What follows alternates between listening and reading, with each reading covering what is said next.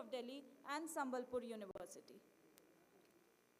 We are delighted to have among us keynote speakers and plenary speakers of World Anthropology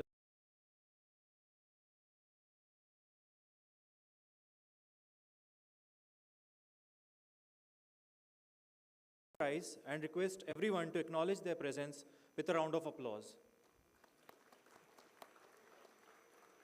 We are also delighted to have among us members of the National Academic Advisory Committee, NAAC of World Anthropology Congress, WAC 2023. We humbly request them to please rise and request everyone to acknowledge their presence with a round of applause.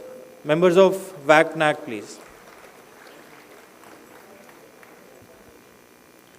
आज आम गहन केएसटीयू professor of practice उपस्थित अच्छा आमे विनम्रतार सहित से अनुरोध करुछु दयाकरी तांका स्थान रे ठिया हेबापाई एवं दर्शक वृंद को अनुरोध करुछु आमर प्रोफेसर स्वागत जणाइबे.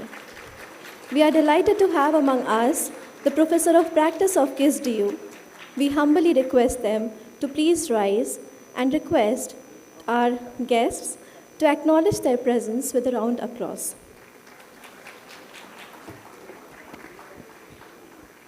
Also, we are delighted to have among us the Professors Emeriti of KSDU. We humbly request them to please rise and request everyone to acknowledge their presence with a round of applause. Professors Emeriti of KSDU.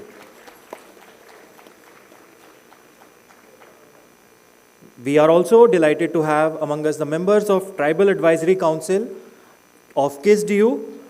We humbly request them to please rise and request everyone to acknowledge their presence with a round of applause.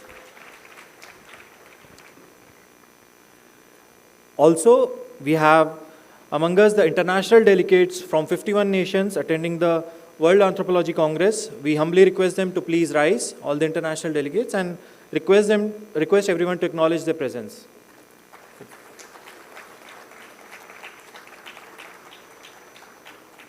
Thank you. We are delighted to have among us the delegates from all parts of India attending the WAC 2023. Please acknowledge their presence with a round of applause.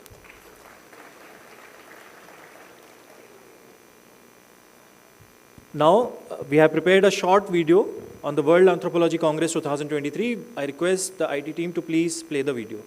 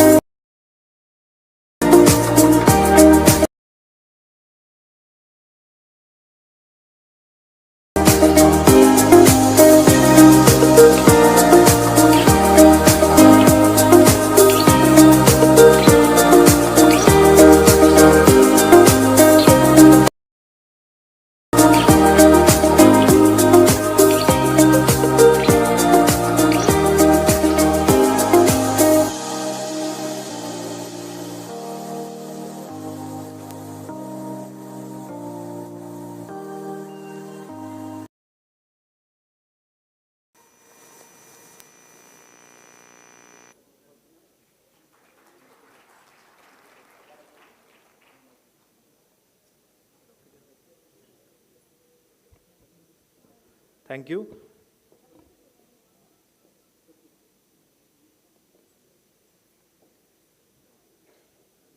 Now, let us delve into the heart of KISS, a masterpiece created by our founder. We will be captivated by the wonders of Kalinga Institute of Social Sciences, a place that has touched countless lives and is considered the eighth wonder and a beauty of the world. So I request the team to please play the video on KISS, Kalinga Institute of Social Sciences.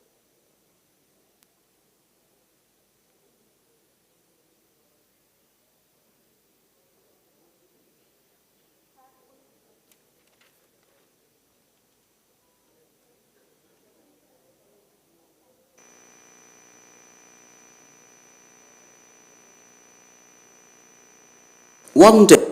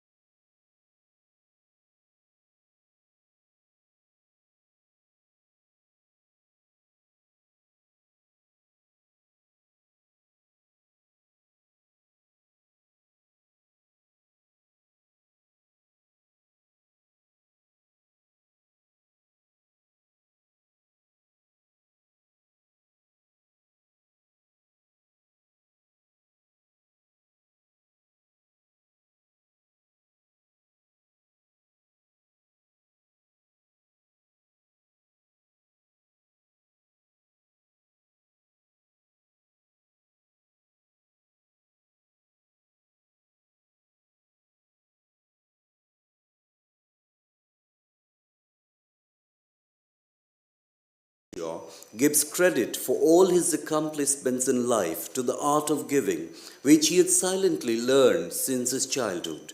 It has been the ethos of his life. He passionately believes in the portent of the term, the art of giving, which ultimately brings peace in the minds of people in the society. He has institutionalized the concept since 17th May 2013. He is none other than Achyuta Samanta, the visionary social entrepreneur, social worker, educationist, the founder of KIT and KISS, the KISS Foundation India, the KISS Foundation UK, and the KISS Foundation USA.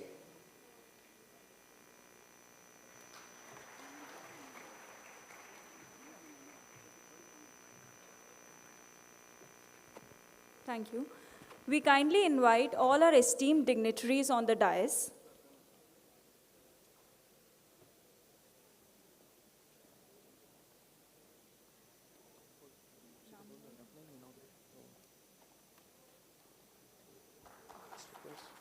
We kindly request all the dignitaries on the dais to inaugurate the ceremony by the auspicious lighting of the lamp.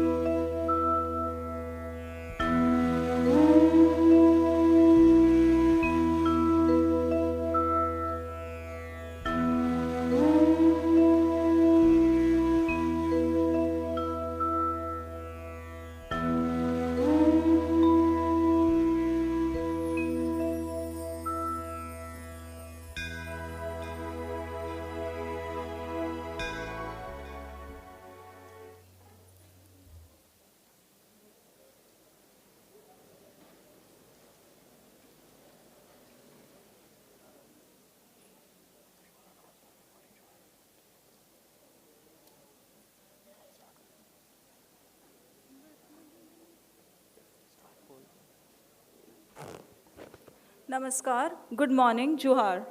We extend a very warm welcome to all the esteemed dignitaries on and off the dais, plenary speakers and keynote speakers, members of WAC NAC, professors of practice, professors emeriti, members of Tribal Advisory Council KISS-DU, international delegates from more than 50 nations, delegates from all parts of India, and senior functionaries of KIT and KISS who have joined us today for the inaugural ceremony of the World Anthropology Congress 2023, hosted by Kalinga Institute of Social Sciences KISS, deemed to be university, organized by UIAF, United Indian Anthropology Forum, in collaboration with Departments of Anthropology of Utkal University, University of Delhi, and Sambalpur University.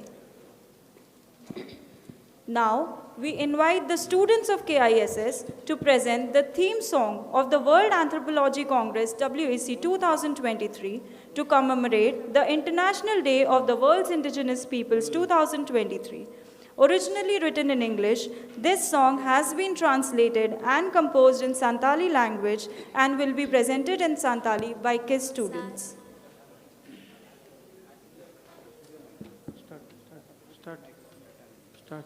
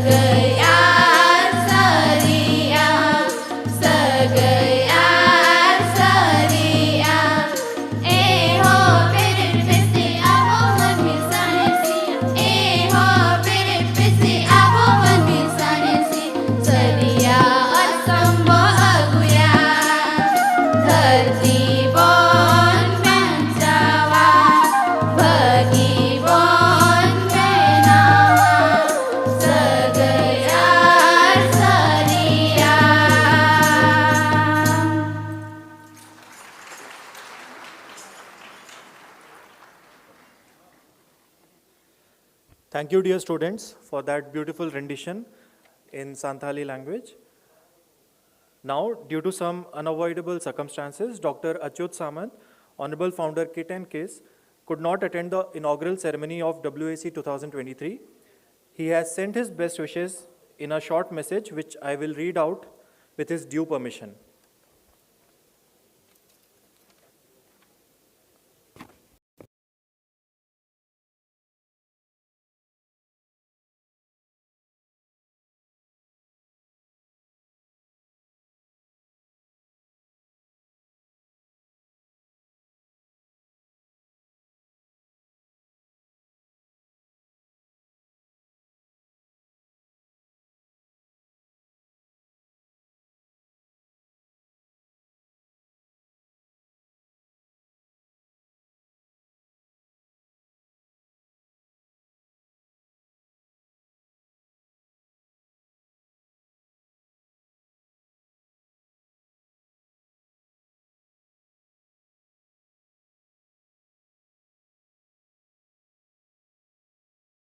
Justice, sustainability, and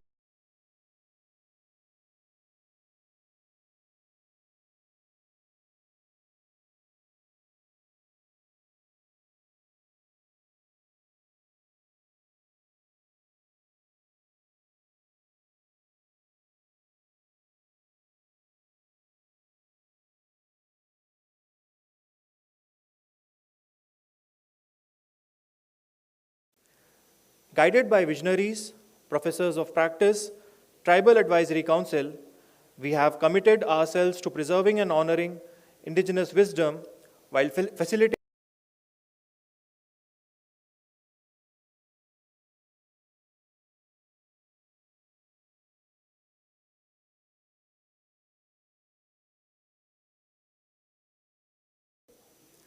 We are honored to be our hosts and our dedicated, but also inspire actionable steps towards social justice, sustainable development, and global peace. The insights shared and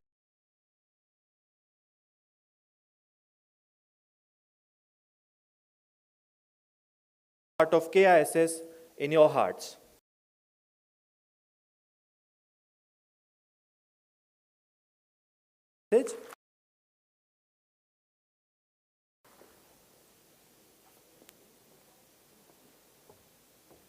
I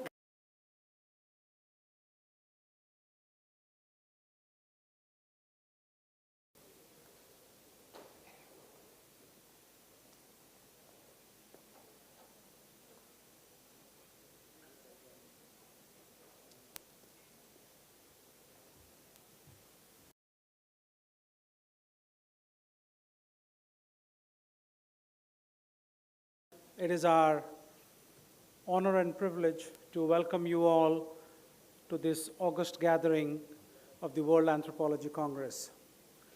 As my colleague Apratim already mentioned, our founder couldn't be here today.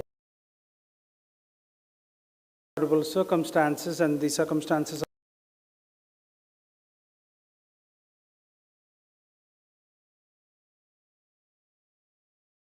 otherwise, this is something that is the highest priority for him. But for that bound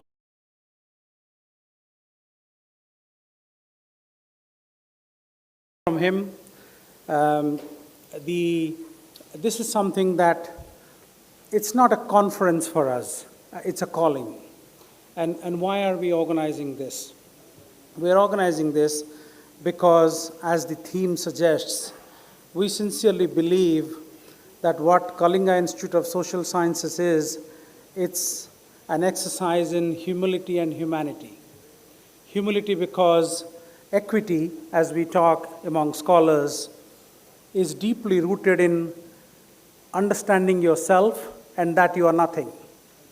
The moment you realize that you are not even a speck of dust in the cosmic scheme of things, because actually our planet is a speck of dust. We often forget that in our arrogance, and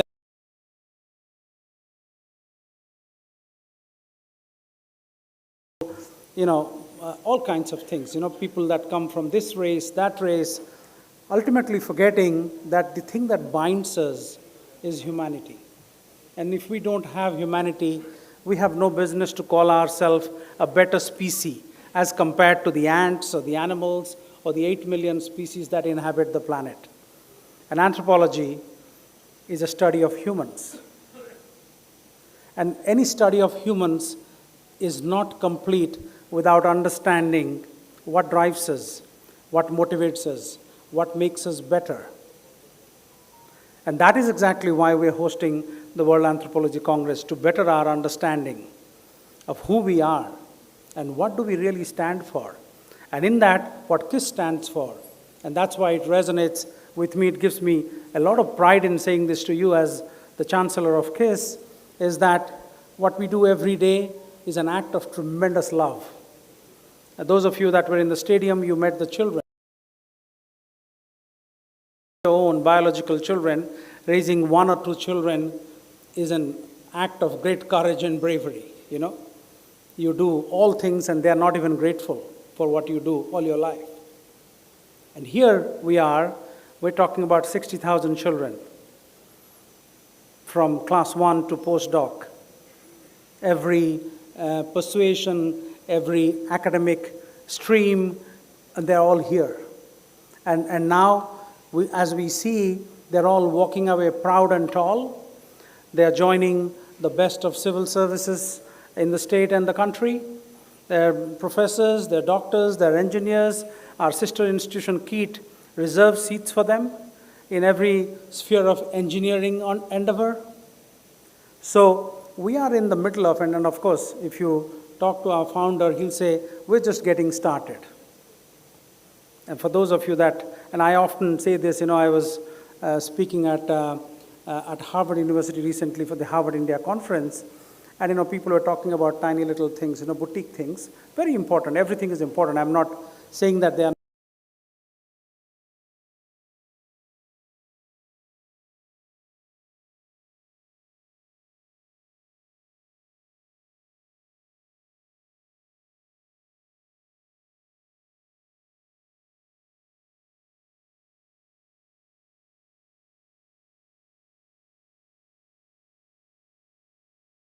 And that is exactly why we believe that the World Anthropology Congress is being hosted by the right institution at the right time.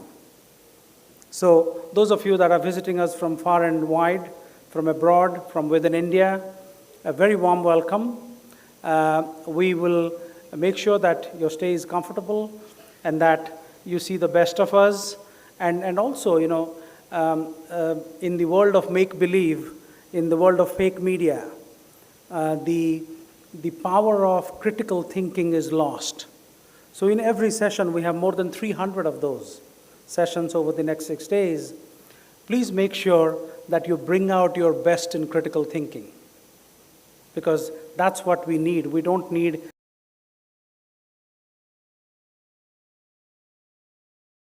we need academics that question. We need academics that create the forum, create the opening for bright young minds to actually understand what is important in the world, which is respect for humans, but also respect for all species, respect for Mother Nature. Thank you, and a very warm welcome.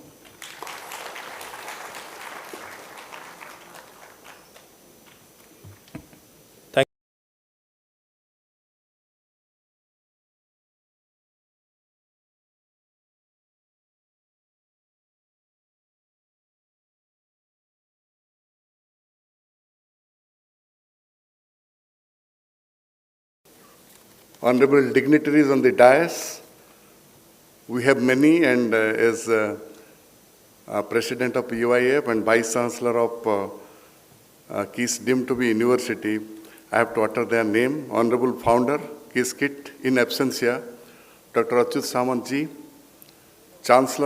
Honorable Chancellor of KISS, Sri Satyasundar Tripathi ji, Chief Guest of the inaugural function, and our colleague, member of UIF family, Professor K.K. Basa, Chairman, National Monument Authority, Director General, Anthropological Survey of India. We have with us great personality, Chairman, WAC, WACNAC stand for, World Anthropology Congress, National Academic Advisory Committee, former Vice Chancellor, Delhi University, Professor P.C. Joshi ji. Then we have with us UIF Vice President, Professor Salina Mehta ji, Member Secretary UIF, Professor S. Grigori ji, Vice Chancellor, Utkal University, Professor Savita Acharya Madam, Vice Chancellor, Sambalpur University, Professor Bidhubhushan Misra ji, Vice Chancellor, GM University, Professor N. Nagaraju ji, Professor Emeritus, Kees Dew, Senior Advisor, UNICEF, Professor A.B. Ota ji, and my Guru, Professor S.N. Ratha ji, and dignitaries of the dais, the distinguished keynote plenary speaker, esteemed delegate of the Congress, representatives of press and electronic media, and dear Kitian and Kisian. At the outset, on behalf of the organizer, UIAF, and the host, the Kalinga Institute of Social Science, deemed to be university, I extend my warm greetings to all of you and welcome you to this World Anthropology Congress. I feel myself very fortunate to be part of this large anthropological gathering because so many scholars, mostly anthropologists from India and abroad, are part of this big event. And KISS, as you know, rightly said by our Honorable Chancellor, it is an institution of innovation. It's an institution of, it's a temple of learning, and it's a castle of hope for the Adivasi children and youth in India. It is the greatest gift of Dr. Achyuta Samanta to thousands of Adivasi children and youth in India. And both this institution, UIAF, United Indian Anthropology Forum, and KISS have fought a long battle, traversed through many zigzag ways, all of you know, and to make our dream come true. And UIF has now become a hope and aspiration for younger generation anthropologists. You saw that video clipping, how many university, maybe 12, 13 university organized pre-Congress, and 6, 7 university are going to organize post-Congress in different parts of India. It has brought together, all of us together, to create a new chapter in Indian anthropology. The formation of UIF, I strongly believe, and that's my personal conviction, has brought the formulation of a great anthropological movement in India that challenged the colonial domination of ideas in understanding Indian social structure and realities. UIF is now the most vibrant anthropological body in India, and in collaboration with various anthropology department, UIF has been able to organize pre-Congress in University of Delhi, Harishankar Gaur Vishwavidyalaya Sagar, Savitribhai Phule University, in collaboration with, and there also Symbiosis, MET and MET University, Punjab University, and post-Congress will take place in Utkal University, Sambalpur University, GM University, Vidyasagar University, Calcutta University, Mysore University, Chamnagar University, Manipur University. So that is the exponential growth of UIAF, and I feel myself very privileged to be the president of UIAF. And anthropology is a subject that cannot be confined to the four walls of classroom. Fieldwork is the hallmark of anthropology. So that is why I think the anthropology is visible in all public sphere. That is the title of our theme of our Congress, Anthropology in Public Sphere. And we must examine the role of anthropology in public sphere. And the WAC 2023 focuses on the role of anthropology in public sphere. Participants of the Congress will discuss and deliberate on various sub-themes which have already been told by our Honorable Chancellor, like indigeneity, social justice, sustainability, global peace. With this, once again, there is a time constraint, so with this, once again, I welcome you all to this mega event of anthropology. Probably this is the largest anthropological event in the 21st century. I don't know whether it is the largest anthropology event till this point of time. And you are once again welcome to KISS, and if there are any lapses, kindly excuse us. Thank you very much.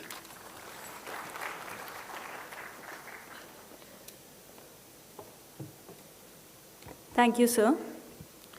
I kindly request Professor P.C. Joshi, Chairman WAC, National Academic Advisory Committee, and former Acting Vice Chancellor, University of Delhi, to deliver his address.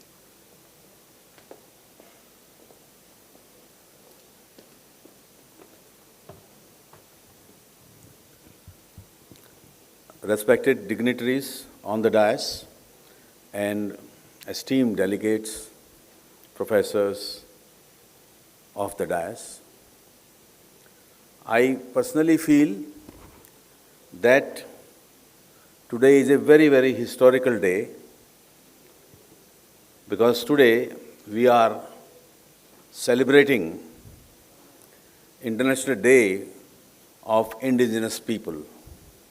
And it is the fraternity of world anthropology that is recognizing this day dedicated to the indigenous people.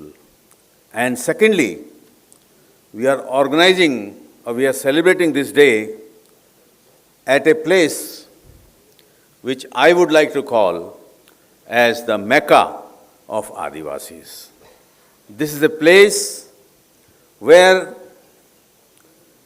one person, you have seen the film, one person's dream has been realized, and in the process of realization of that dream, thousands of children from Adivasi families are getting the benefit of education. Now, education is something which is the most important factor in the life of a person. And KISS, deemed to be university, and KISS institution has been sometimes accused as a total institution. But I think total institution is the guilt of colonizers, and you have such institutions maybe in the Western countries. In India, we have seen it, and I, as an anthropologist who have gone deeper into it, it is a holistic institution. It is not a total institution, it's a holistic institution, and as a holistic institution, it is looking at overall personality development of the children. It's looking at not only their education, it is not looking only at the skills that they are giving, it is also looking at their artistic abilities and sports. And one of the very, I think, celebrating moment for us was when they got medals in rugby, and that was an international recognition that they got. Of course, if you ever go to KISS, you'll see that there is a big hall full of all kinds of trophies in all kinds of skills that the students of KISS have got. And they are going into right, like our Chancellor said, that there are reservations for them in engineering, in medical and other fields, and they are slowly and steadily reaching those milestones that were earlier perhaps denied to them. So I would say that we are going to discuss for the last 5 days issues like ingenuity, we're going to talk of sustainability, and most importantly, we are talking of social justice, and we are talking of global peace, which is very, very important. So this is the kind of meeting of minds, meeting of anthropologists together to discuss crucial issues that are confronting not only India, but also world. And I think we will definitely come out with very, very valuable suggestions for policies. And I hope and trust that all of you who have come from different places in India and abroad would have a quality time quality academic time, quality research time in this World Congress. Thank you very much.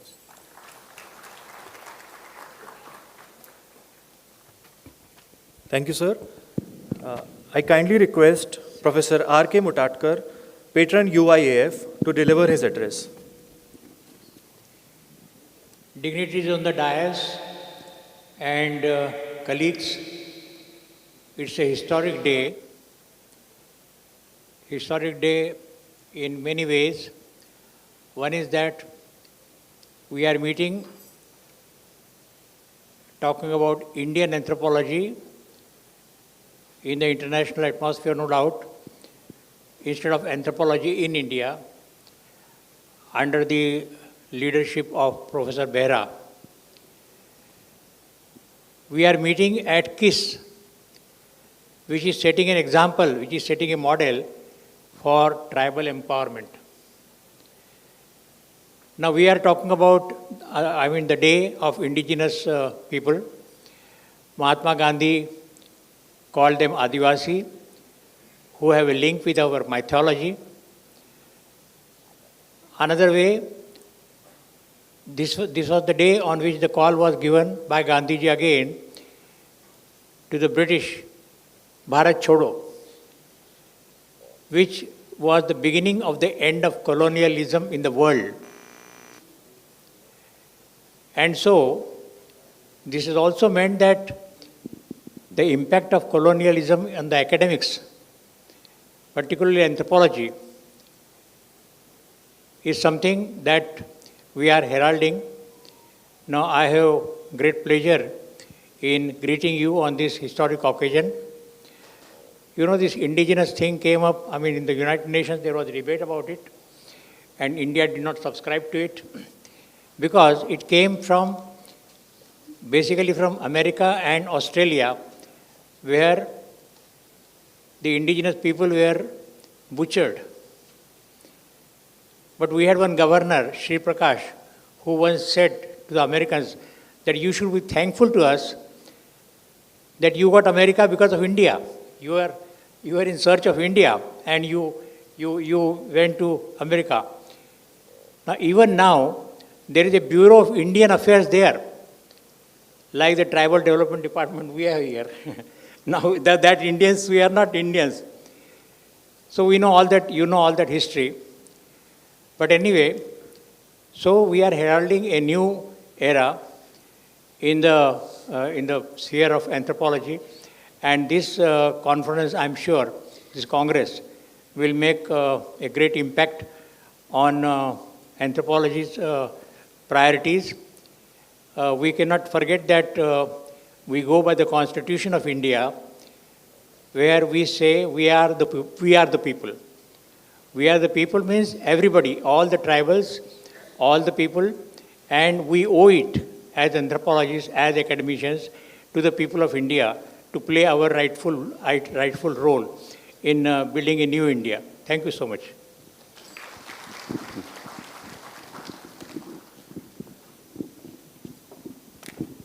Thank you, sir.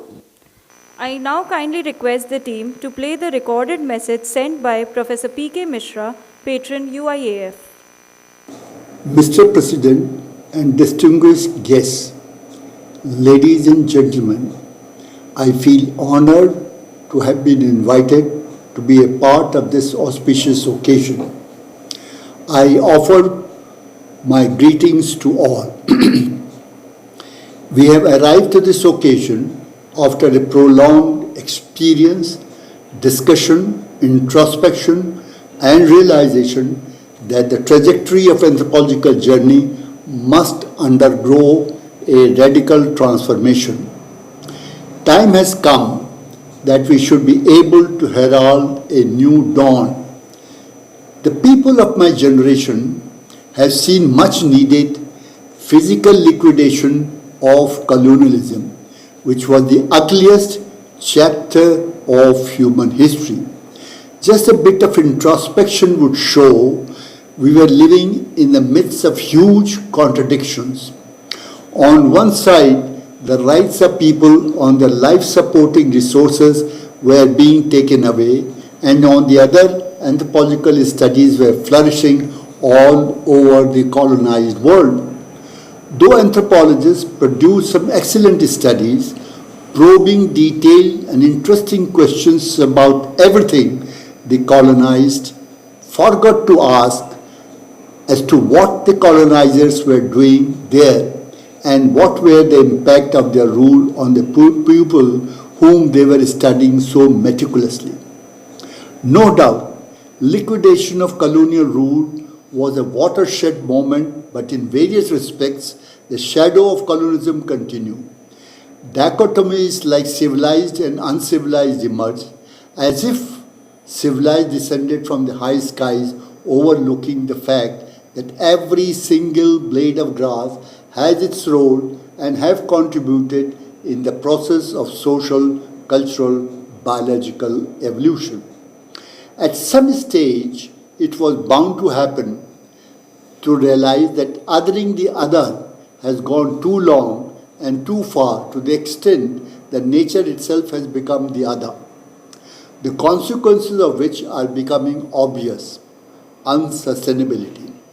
The compulsion is that the direction, path, and goals of progress have to change and reflect the wisdom of the ancient Indian concept of Vasudhaiva Kutumbakam, one earth, one family, one future. It has to become a movement. The anthropologists have to think hard as to how they can contribute to that movement. Let us jointly ponder. Yes, we can. We have rich storehouse of earthy wisdom collected from all over the world. Foragers who have little material wealth have rich values such as sharing, egalitarianism, non-interference. Let us follow them. I wish the World Anthropological Congress every success. Thank you. I kindly request Professor Shalina Mehta, Vice President UIAF, to deliver the address.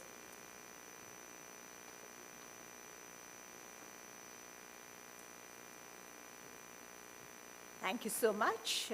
My greetings to all of you, to some very distinguished friends I see across there sitting among the audience, to very, very distinguished dignitaries sitting on the podium. This has been a journey that I never thought I am ever going to be part of in my life. I'd almost retired. And then one fine day, I just came out of my retirement to become part of a dream that was declaring, as just now Mishra-ji said, we want to have our own identity. We want an independent, autonomous existence of our own. Indian anthropology is no longer going to be subservient to any international design or forces that compel us to conform to a designed agenda. That was the birth of United Indian Anthropology Forum. On 14th April 2020, when we launched the website of World Anthropology Congress, many of us didn't believe that we would be able to see this day. I'm emotional. I'm also at the moment proud of the fact that Kalinga became our Karam Bhumi, our Dharm Bhumi, where we were declaring our independence as independent Indian anthropologists who will do what they desire to do, who take their own decisions, and who would make a calling as up and tell us, you can't do this, you have to do this. So this conference is a declaration of our, I would not call it decolonization, I would call it our independence. We launched the website on the day of Ambedkar's birth. It was also the Constitution Day. And on that occasion, I cited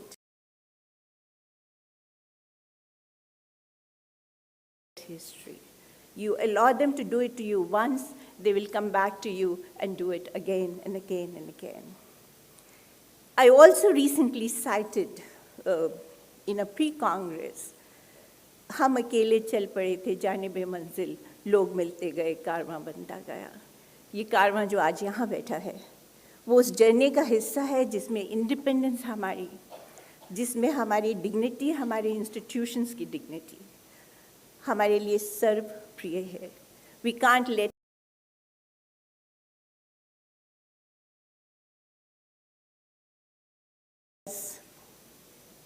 a toddler, a baby, a newborn baby.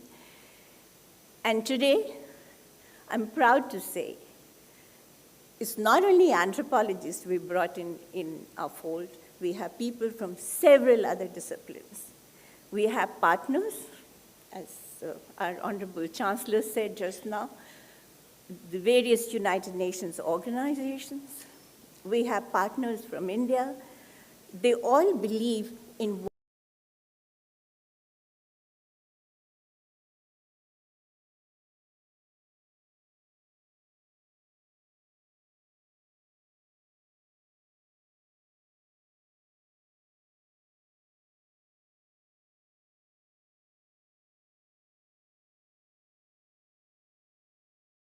So let us come here again and again, send our students.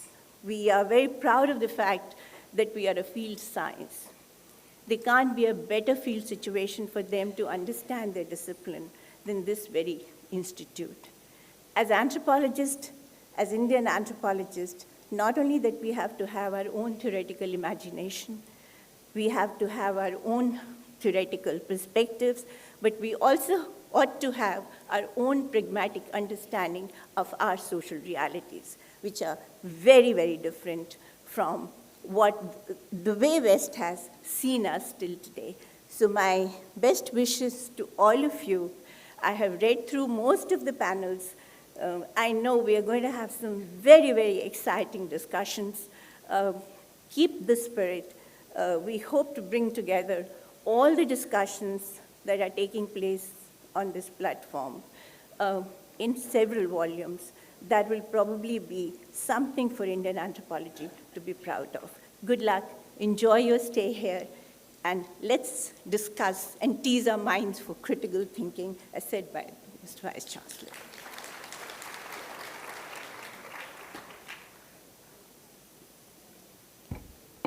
Thank you, ma'am. I kindly request Professor A.B. Ota, Advisor UNICEF, to deliver his address.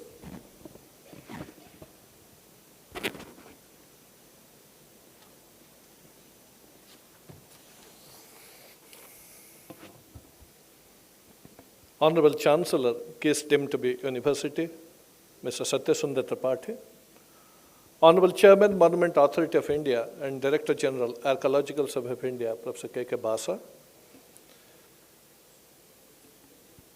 Vice Chancellor, Case deemed to be University, Professor Behra, Chairman, WAC, Professor Joshi, Patrons of UIF, Professor Muthatkar and Professor P.K. Misra, Madam Selina Mehta, and Vice Chancellor of all the three universities who are present here, Professor Acharya, Professor Nagaraju, and Professor Misra, Member Secretary, UIF, Professor Gregory, esteemed delegates, both from India and abroad, all the faculty and students and support staff of KISS and KEAT, I extend a very warm welcome on behalf of the organizers, particularly on behalf of UIIF, to one and all who are attending this Congress. As you know, over 1,000 delegates, mostly from anthropology and related disciplines, are attending this 6-day-long academic anthropology mela with star-studded experts in the field of in the field from more than 75 universities, if I'm not wrong, and institutions. And we were calculating the other day with Professor Behra, about 50 countries are participating. and more than 200 roundtables and technical sessions are going to be held in this Congress.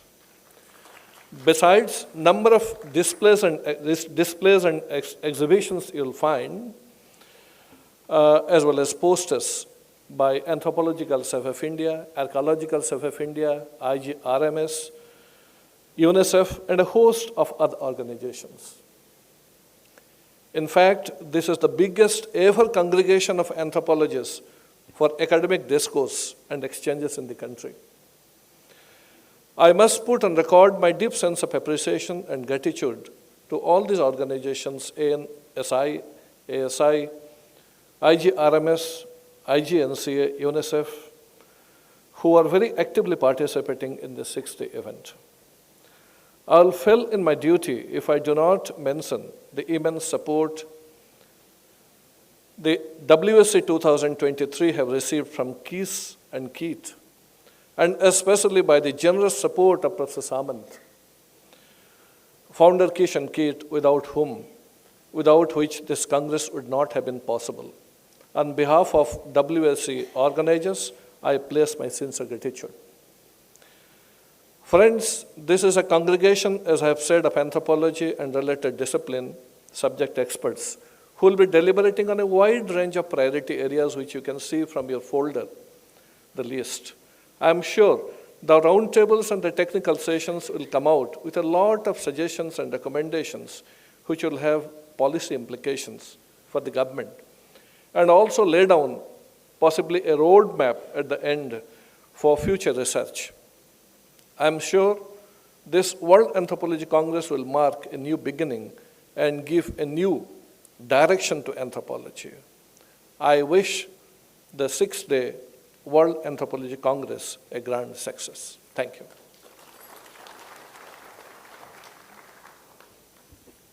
Thank you, sir. I kindly request Professor Sabita Acharya, Vice Chancellor, Utkal University, to deliver her address.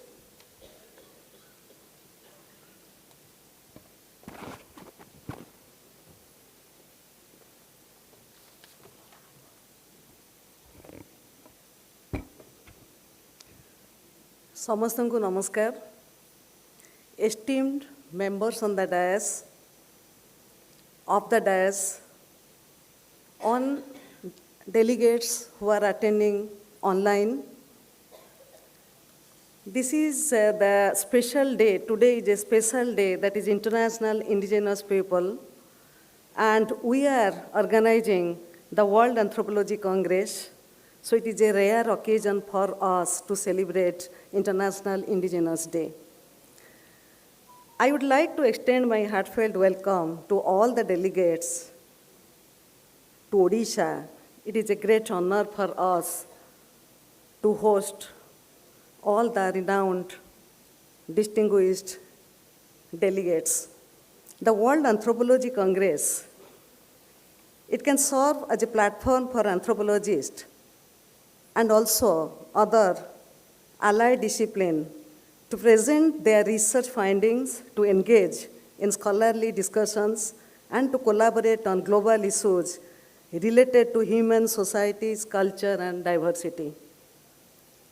As already said, the United Indian Anthropology Forum is a forum which is dedicated for the research and development of anthropology in India and also worldwide.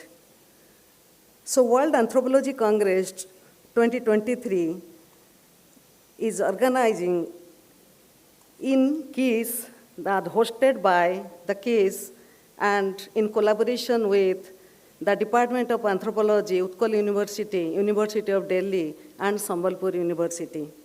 As a collaborator, Utkal University feels proud in organizing one-day panel discussion tomorrow on 10th August in the Utkal University campus, where we will cover 8 panels with 16 sessions, as a parallel discussions. So Utkal University is a state public university, is an affiliated university located in Bhubaneswar, and the university is 80 years old, established in 1943, and it is the 17th oldest university of India and the oldest university of Odisha. And the university has played a significant role in educational and cultural development of Odisha and India, and it has produced number of students who have excelled in various fields and contributed in society. And in the year 1958, the Department of Anthropology in Utkal University was established. It has already completed 66 years. And this old Department of Anthropology in Utkal University has made tremendous achievements during the journey. And the Department of Anthropology is already, it is a DSA department and CAS phase 2 by the UGC. And it is the first department of special assistants, ASIS, and now it is a Center of Advanced Studies phase 2 of the UGC. So out of these 5 days, the one day, that is tomorrow, the university, the Department of Anthropology is organizing one-day Congress, and on 16th August, the post-Congress will be organized by the Department of Anthropology, Utkal University. And I invite all the delegates to join and to visit the Utkal University campus and the Department of Anthropology. And regarding the information and the queries, I can suggest the name of Professor Devendra Biswas, the head of the Department of Anthropology. You can stand Devendra. So who are interested to come to Utkal University can contact Devendra. And as a whole, why we are organizing this Anthropology Congress? You know, the anthropology is a holistic study. Studying and doing anthropology now opens up numerous opportunities.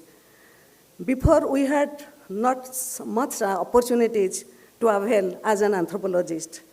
Those who pursue it sincerely reap the benefits, and anthropology is like any other professional course. Commitment and hard work in this field of knowledge helps in building one's career. However, much depends on the person studying anthropology, and in the rapidly changing postmodern era, where the globalization is impinging on one's private space, anthropology has a very important role to play. So anthropology department throughout the India, they can gear up to play important role, and given an opportunity, all anthropologists should serve the mankind.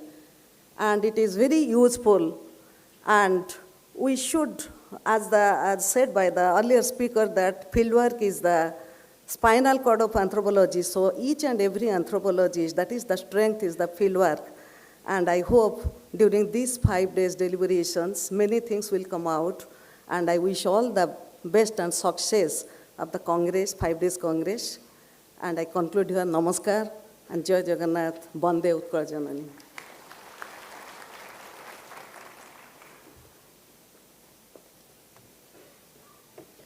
Thank you, ma'am. I kindly request Professor Bidu Bhushan Mishra, Vice Chancellor, Sambalpur University, for his address.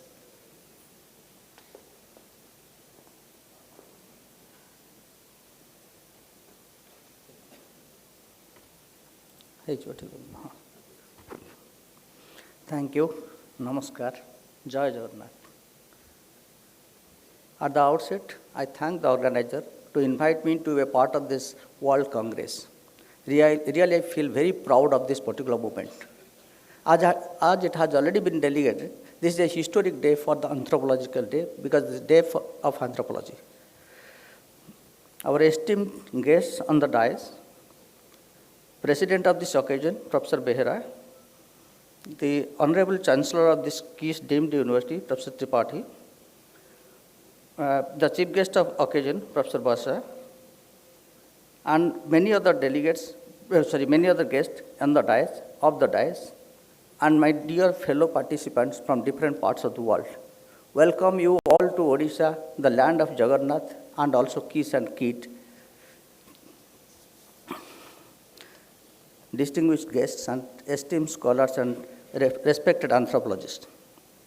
It's a proud moment and pleasure for me in addressing the gathering at the World Anthropological Congress in 2023, organized by Kalinga Institute of Social Sciences. It is an honor to welcome each one of you to this momentous occasion, where we will collectively explore anthropology in the public sphere, indignity, social justice, sustainability, and global peace. This theme reflects our commitment to understanding and addressing the profound implications of globalization on indigenous people and the urgent needs of anthropological insights to foster the social justice, sustainability, and global peace.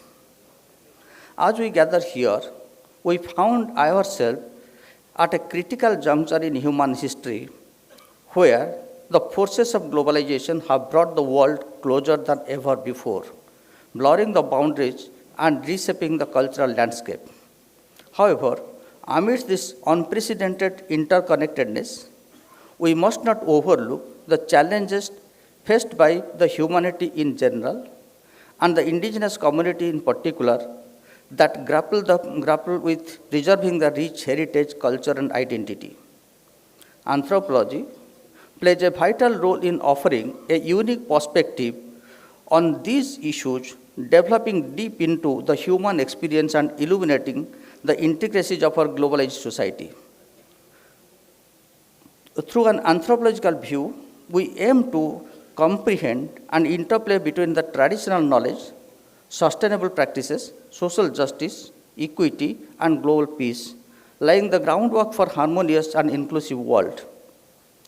Sambalpur University takes immense pride in being a partner university for this extraordinary Congress. With the glorious past in our department and legacy of the excellence of anthropology, we are committed to fostering a collaborative platform and encouraging dialogue and fosters the transformative research.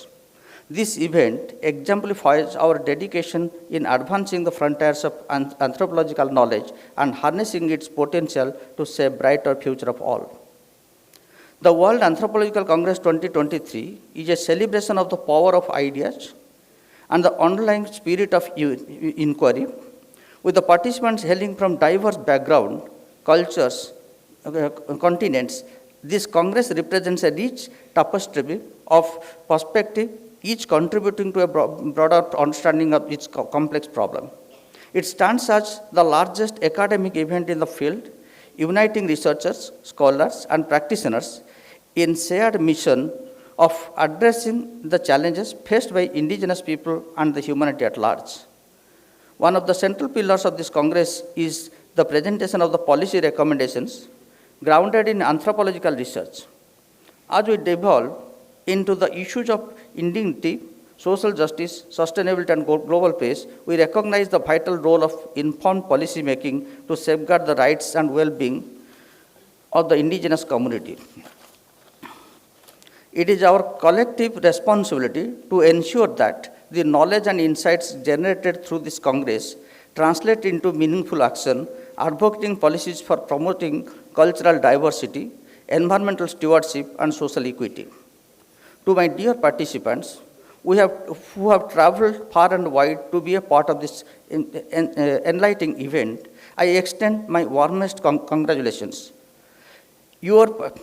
Your passion for anthropology and your dedication to making the positive impact through your research inspire all. Your presence here demonstrates a commitment to effective positive change in the lives of those who need it the most.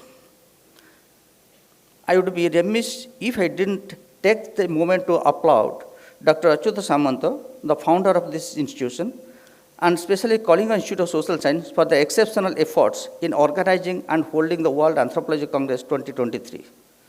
Their unwavering dedications for promoting education, empowering indigenous communities, and advocating for social justice embodied the very spirit of this Congress. We commend Dr. Samant for his invaluable contributions to the field of anthropology and for being the catalyst for positive change. Moreover, as we conclude this momentous event, I am delighted to announce that the Department of Anthropology at Sambalpur University will organize the post-Congress event on August 18th and 19th this year. So I welcome all the delegates and invite them to Sambalpur University campus for this post-Congress. This presents a unique opportunity to continue our discussions, forge new collaborations, and lay the groundwork for future initiatives that will have lasting impact on the world of anthropology and beyond. I extend a warm invitation to all the participants to join us for this enriching and insightful post-Congress at our campus in Sambalpur University. Finally, I would like to extend my gratitude to Professor Deepak Kumar Behera, the Vice Chancellor of KIS, and the United Indian Anthropological Forum for creating such a space where the members of global anthropological community may interact. To everyone who helped to make this Anthropology Congress such a huge success, I thank from my core of my heart to all of them. The knowledge gained and the relationship formed, the ideas discussed during this conference would have a far-reaching effect on making this world better for more sustainable and peace.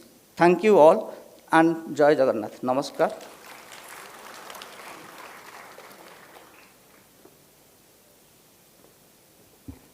Thank you, sir.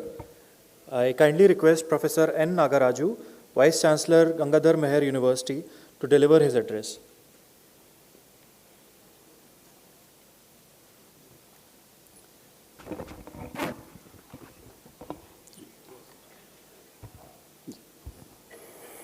Honorable Chancellor, KIIT deemed to be university, Professor Tripathi, Honorable Vice Chancellor of the same university and President of this Congress, Professor Deepak Behera, Chief Guest, Professor Basa, patrons, and Executive of UIAF, fellow Vice Chancellors, Vice President, Orissa State Higher Education Council, very distinguished guests who form part of this large attendance of delegates.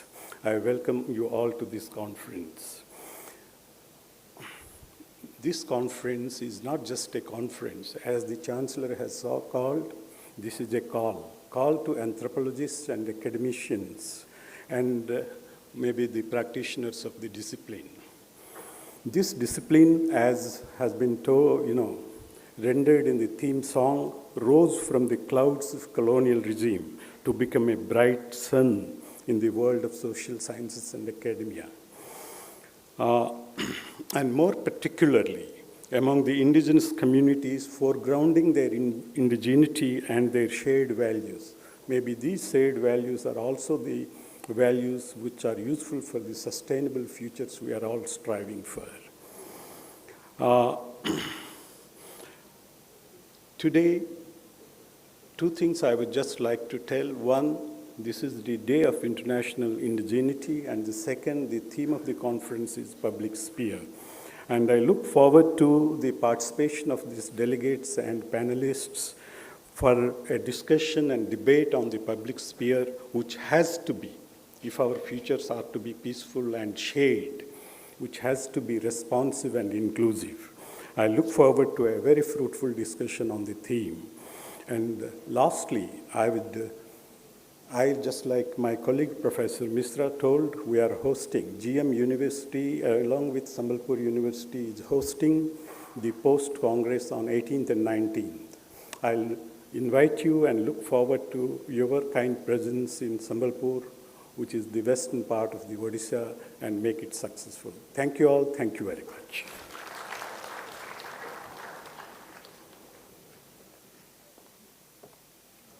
Thank you, sir. I kindly request all our esteemed dignitaries on the dais to release the Congress proceedings. I kindly request the Chief Guest, Professor K.K. Basa, Chairman, National Monuments Authority and Director, Archaeological Survey of India, to address. So,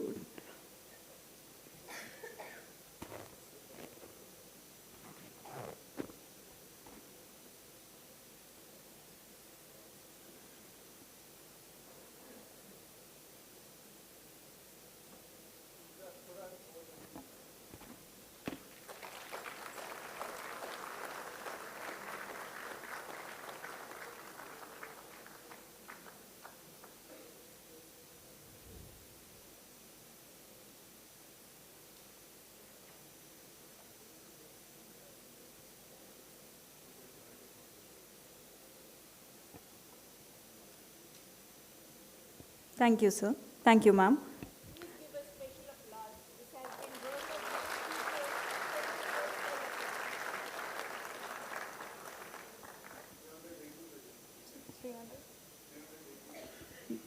It is almost 380 pages.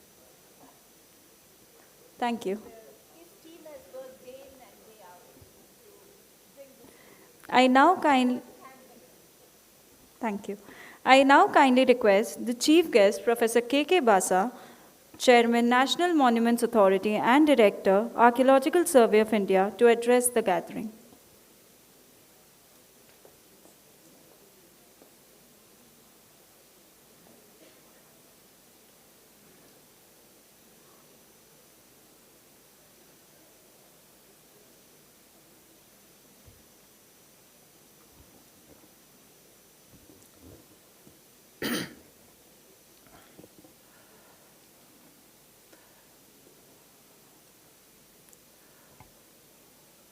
Honorable Chancellor, Mr. Tripathi, Vice Chancellor, Professor Deepak Behera,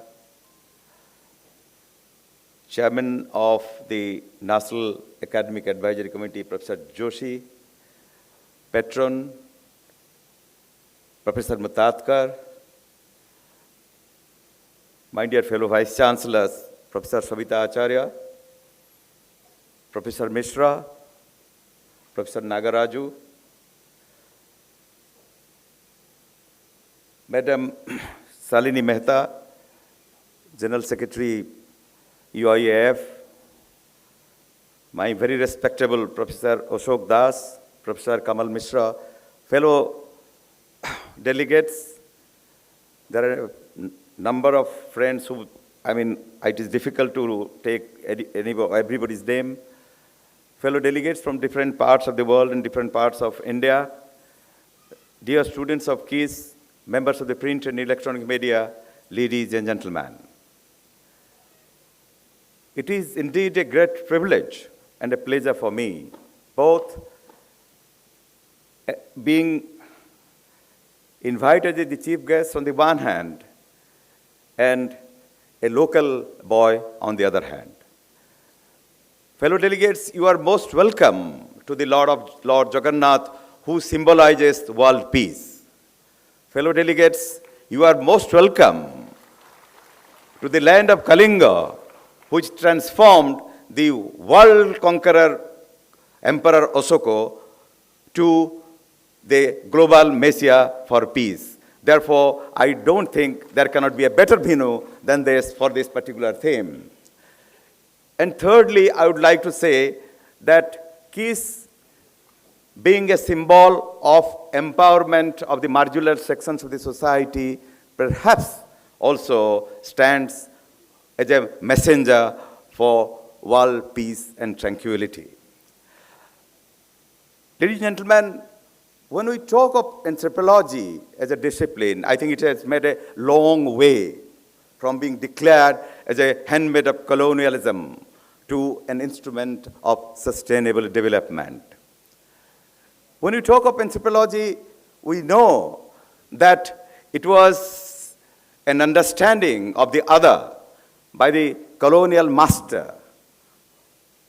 And the researches were meant for white people. It was not meant for us. The colonial anthropology either romanticized the exotic aspects of our culture or vilified that we are uncivilized and barbarian. In that sense, it gave legitimacy to the concept of civilizing mission, and hence stood for the legitimacy of colonial rule by the white Britain. I think anthropology has gone much beyond in a post-colonial situation. Now, anthropology stands for as the voice of the marginalized, as the voice for the oppressed, as the voice for the communities which otherwise lack that kind of efficiency to give vent to their grievances.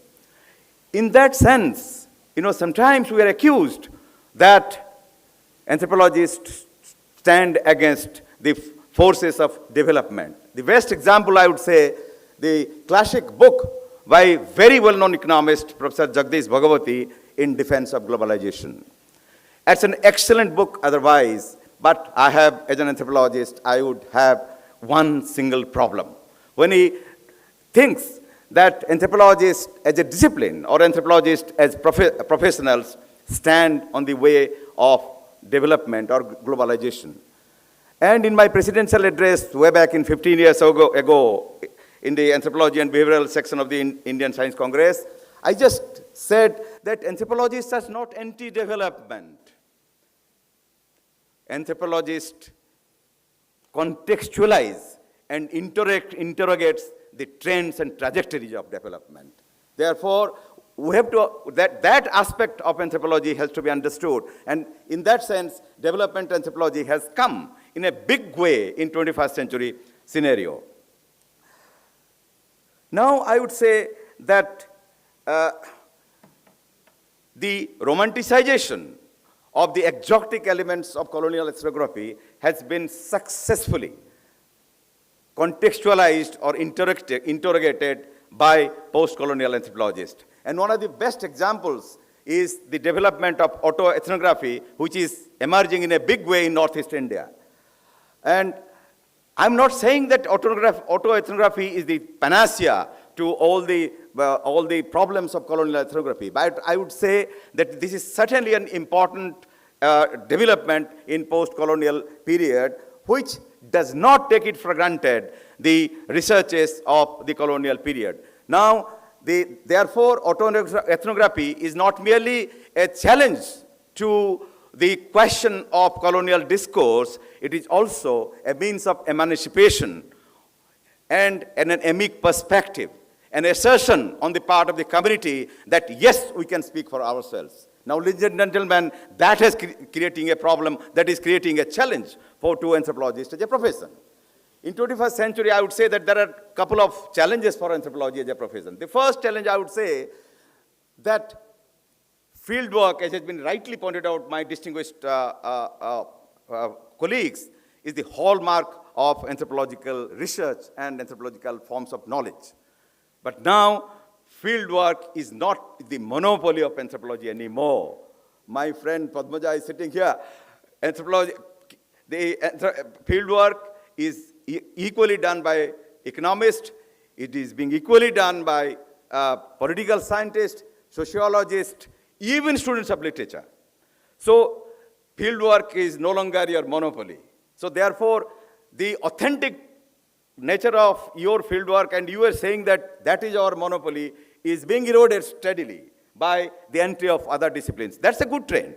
So, but that's a challenge for anthropology, that in which way you'll say that your voice is more important than the voice of other disciplines. This is one aspect.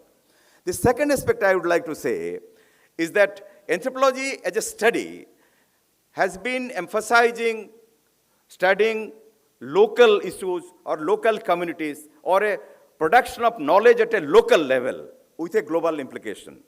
That has been the tradition of anthropology. But some anthropologists are now saying that in a 21st century scenario, why not anthropology should study global issues? The best case is the theme of this conference, let's say world peace, and then try to study the local communities. So instead of moving from local to global, you are trying to identify a global issue and then trying to study that aspect at a local level. So therefore, anthropology as a discipline is trying not merely to move from local to global, which is the usual trend, but also how to move from global to local. This is another challenge for anthropology in 21st century. Another challenge, I would rather say, is that 35 years ago, when I was a young lecturer, when I was going to the field work with our colleagues, and some of them are sitting here and also there. When we were going to, let's say, a tribal village, now they would ask us, why have you come? So we would say that, you are sending your children to school? Yes, they would say, yes, we are sending our children to the school. Then we would explain to them that, well, the way you are sending your children to school, these boys and girls are college or university students. They have come to study your community, and they will go back and write their examination on the basis of whatever they are studying. So they used to be very convinced. They used to help us. And fieldwork experience is such that sometimes within 1 month, the level of intimacy it becomes so much. Then when our students leave that village, the students cry, and sometimes the villagers also cry. Very intimate relationship grow.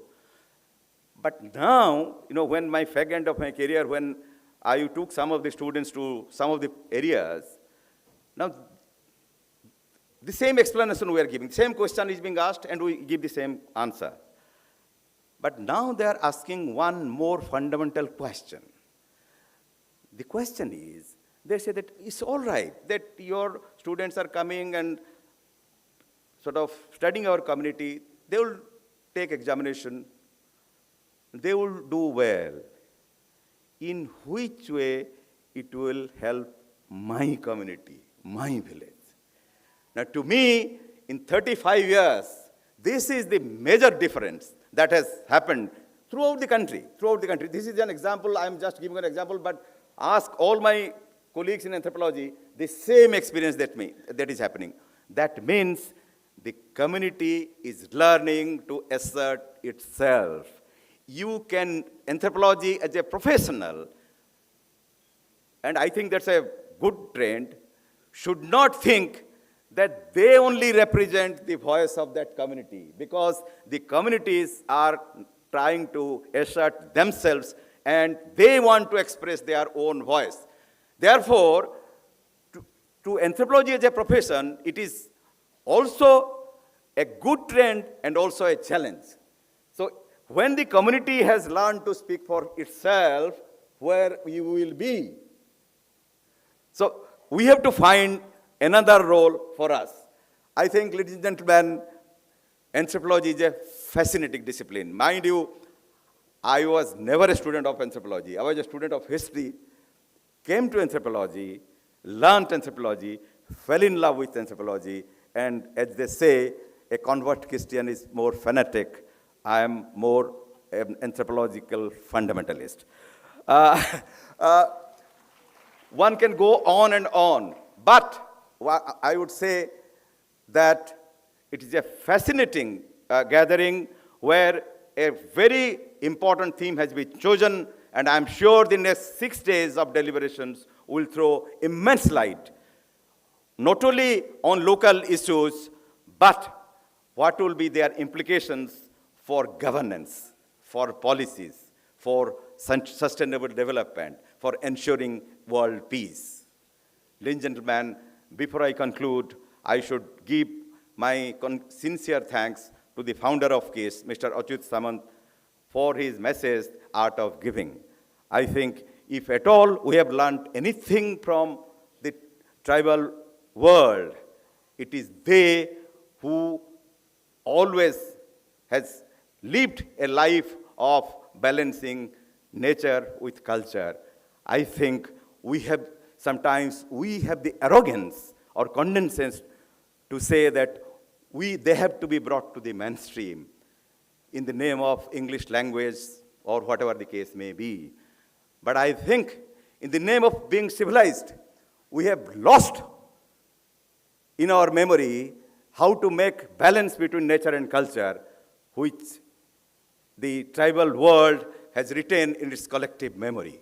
So instead of educating them, it is time, ladies and gentlemen, to learn from us, from them, and to be educated by them. Thank you, ladies and gentlemen.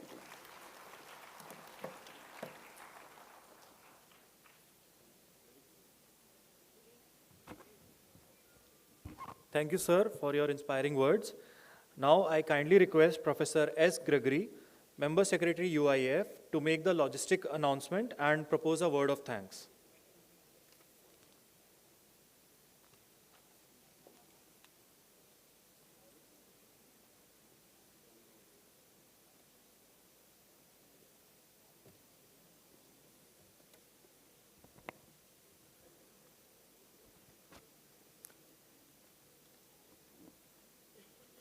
A very good morning to all on and off the dais.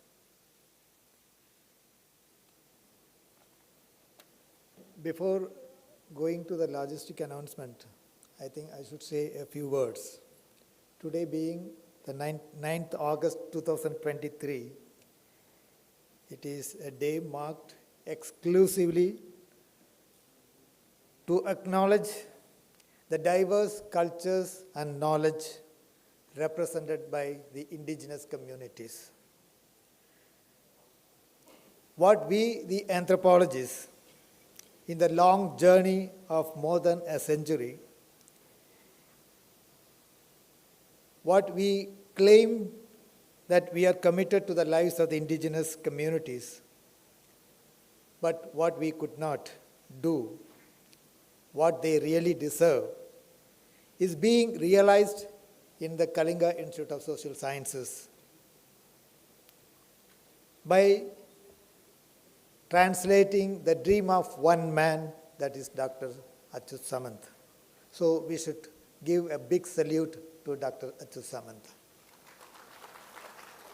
What we see and what we are going to experience here during our stay in the Congress is that how the people of indigenous communities are in the process of empowering, the process of self-realizing of their worth.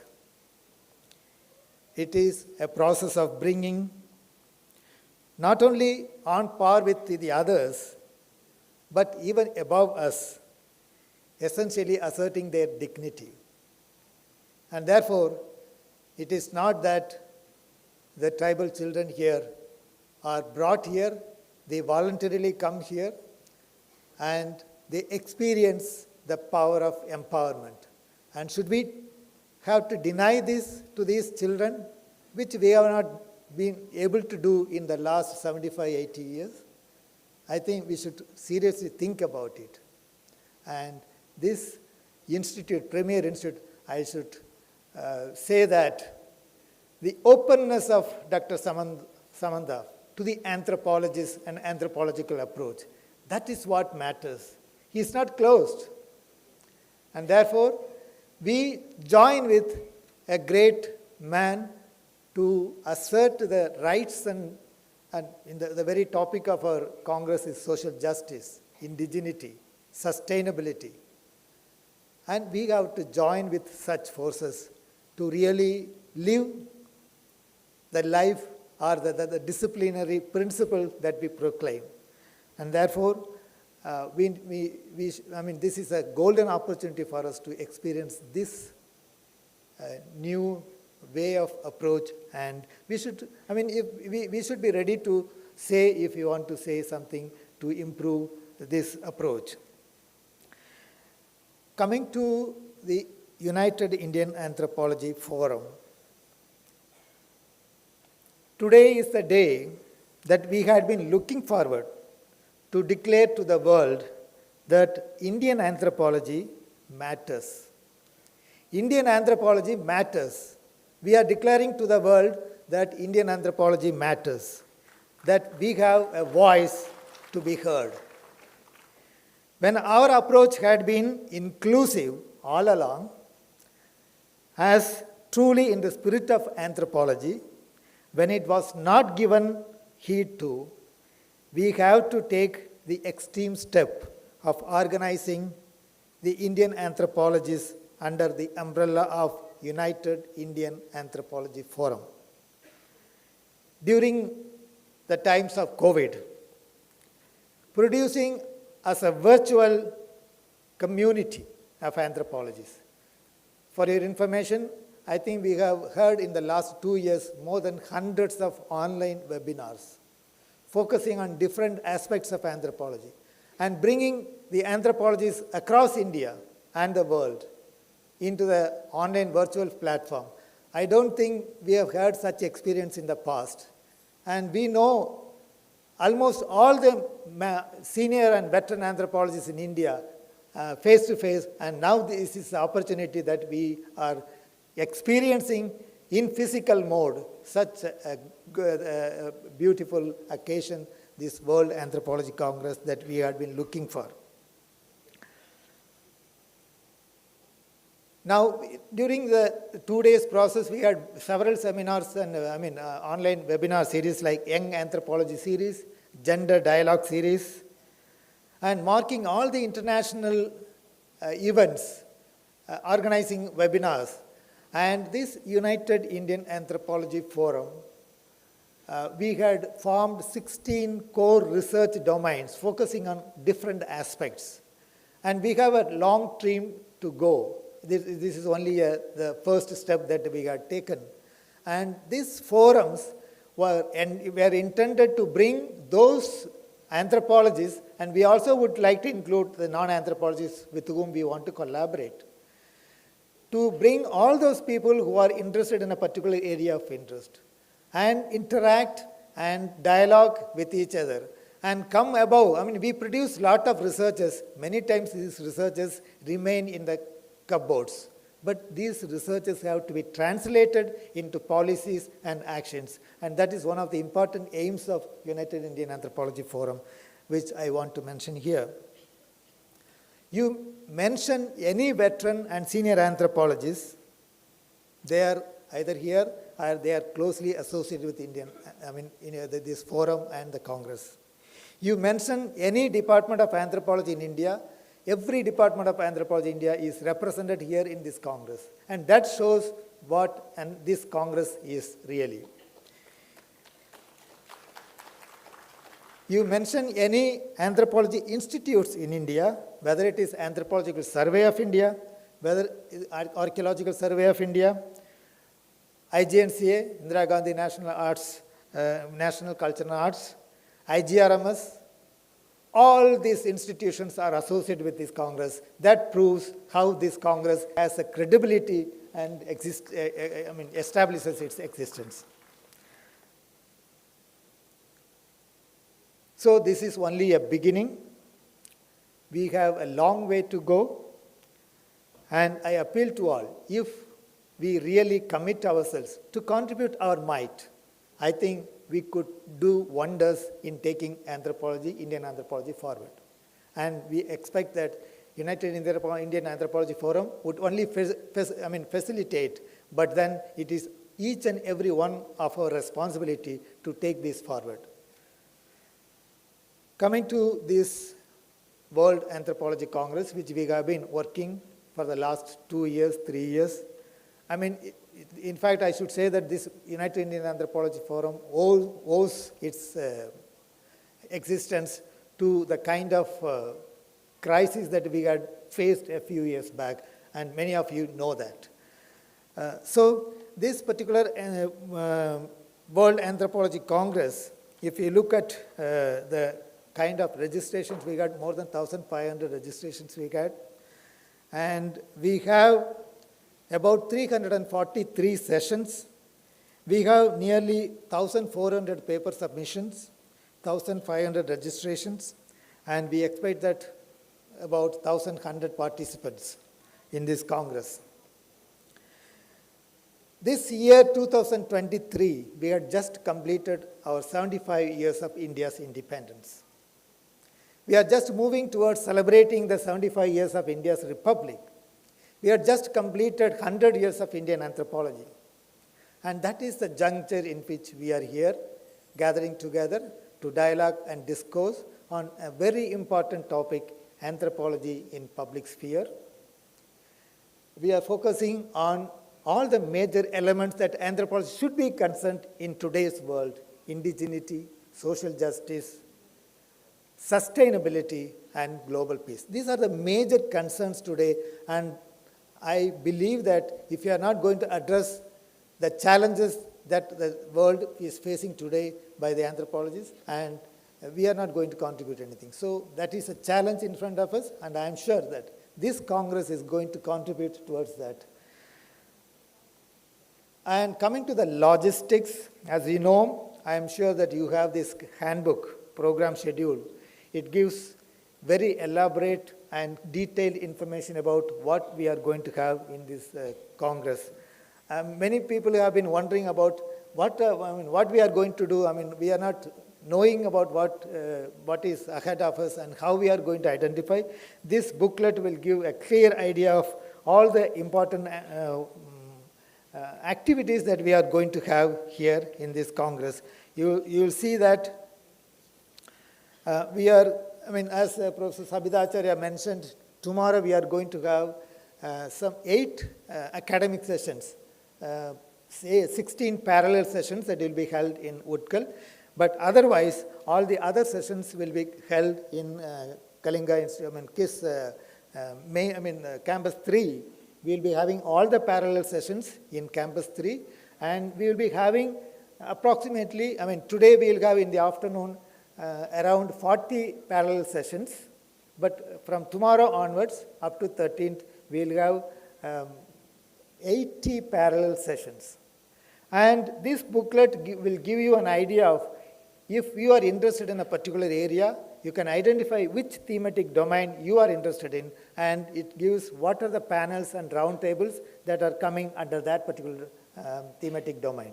And you will also see that we have in United Indian Anthropology Forum, as I said, 16 core research domains, and the roundtables are organized along the core research domains, and the different research domains will indicate their core area of focus, and if anyone who is interested in a particular area, they can get into the respective roundtables and participate.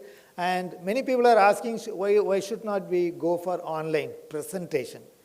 See, the idea of presentation, we are not coming here just to present our papers. It is a kind of interaction with other academicians, anthropologists, and contributing what we know to others and benefiting out of what others know. And that is a dialoguing, and that is a discourse. So we have to focus on this. So this 5-day or 6-day World Anthropology Congress is not, I would call it's not a mela, it is a pilgrimage, academic pilgrimage. So we should commit ourselves. We should contribute our best, and we should take out of it the maximum. And in the course of time, you have everything what you want to have in this during the Congress. We have plenary sessions. For example, today, we are going to have a very important plenary debate, as you will see in the program schedule, on climate change and indigenous communities, and led by our Honorable Chancellor, who has been very much closely associated with the United Nations organization in different capacities. And he is an inspiration for us, and I'm sure that that plenary is going to be very much beneficial to us. And we are going to have every day in the evening between 6 to 7 different plenaries, delivered by different personalities, overseas scholars and India. Today we are going to have the keynote address immediately after this function by our professor, esteemed Professor K.K. Mishra ji. Apart from these plenary sessions and the parallel sessions, we are going to have some special sessions. For example, we are going to have a special roundtable on holistic education. This has been debated by many people. What is holistic education? What kind of education we should give to the tribal people, etc. We have to debate. This is where we were differing with whoever stands on the other side. Let us sit across and debate and discuss and come with a consensus. That is a continuous process, and we are going to have a very important session on this holistic education, focusing on the tribal communities, and 2 roundtables today, 2 sessions today, and on 13th we are going to have another 2 sessions on this particular special session on holistic education.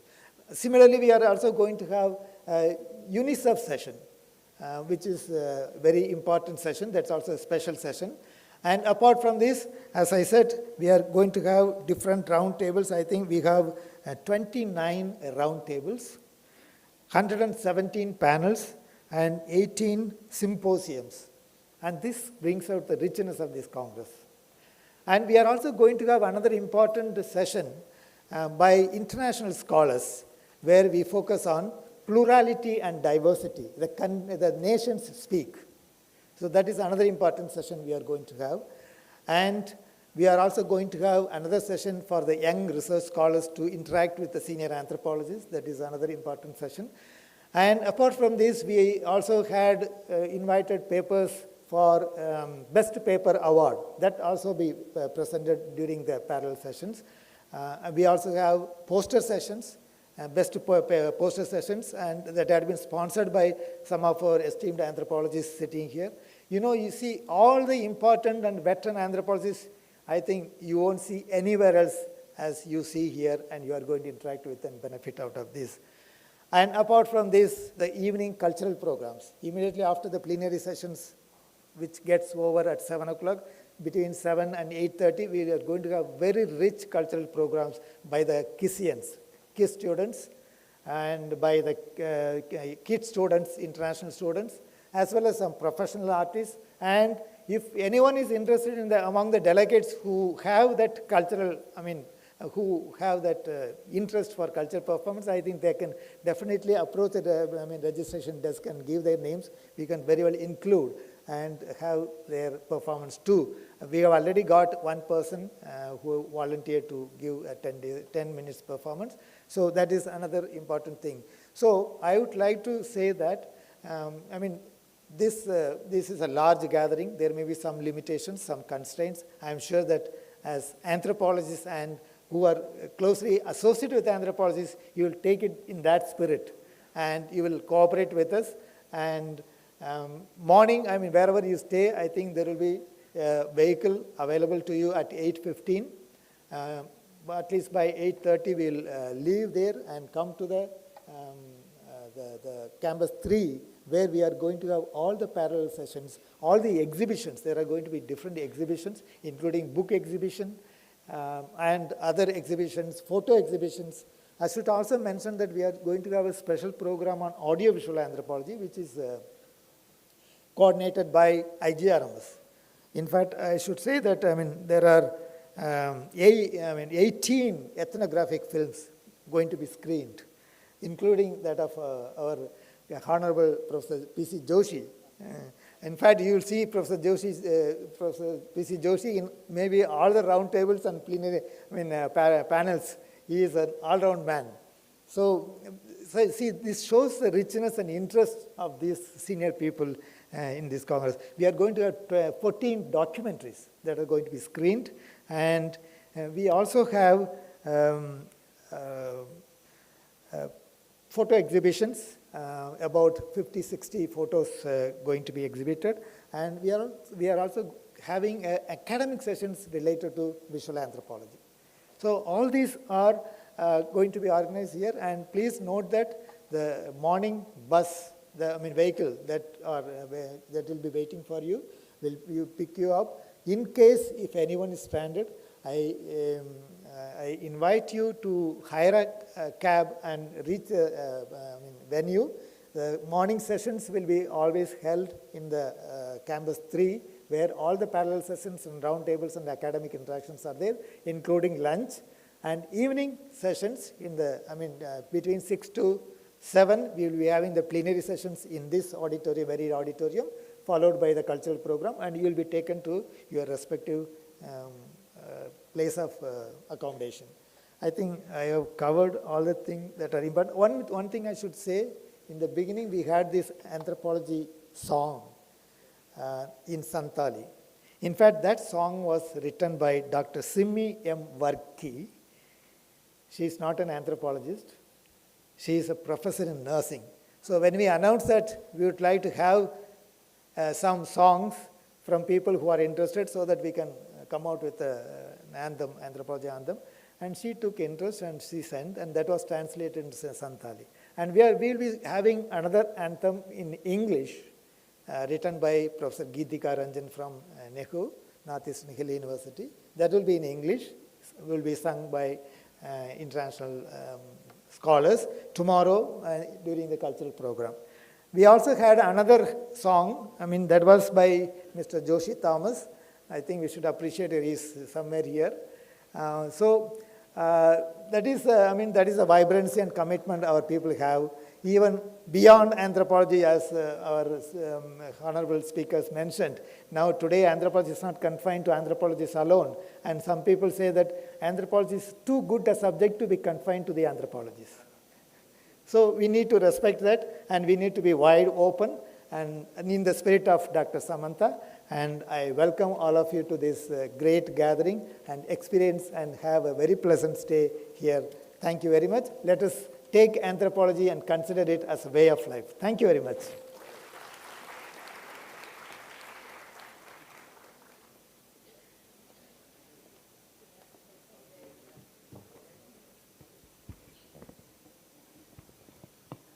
Thank you, sir. We request everyone to please rise for the national anthem.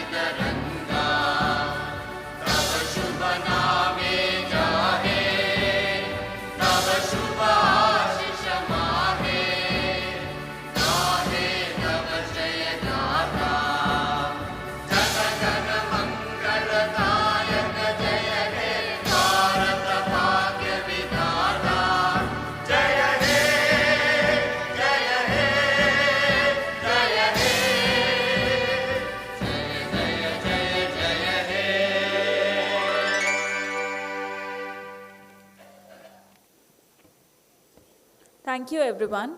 We conclude the inaugural ceremony now, and we'll be starting with the keynote address immediately. Request everyone to please remain seated, and we'll be starting with the keynote address soon.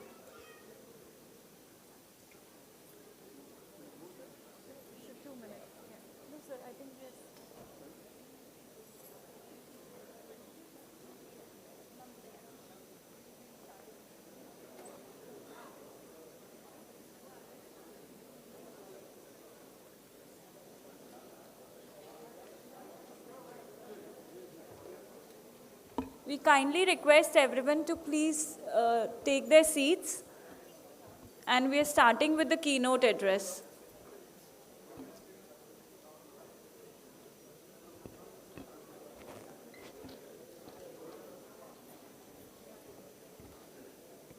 So we will start the keynote address immediately now, and we request all the dignitaries on the dais to please, we humbly request to please be seated. And we will be inviting the keynote speaker and starting the address immediately. Yes.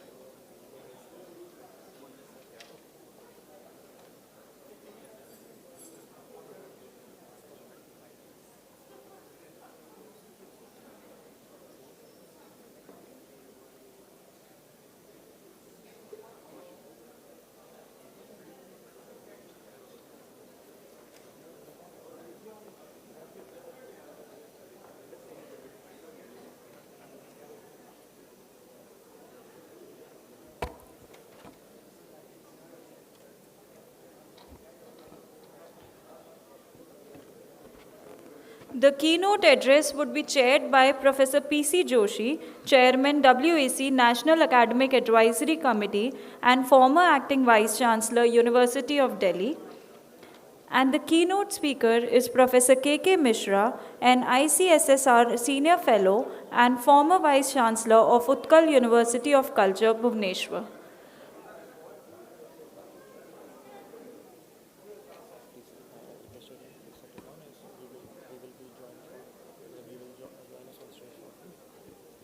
I request everyone to kindly settle down as Sir will be joining us on the stage shortly.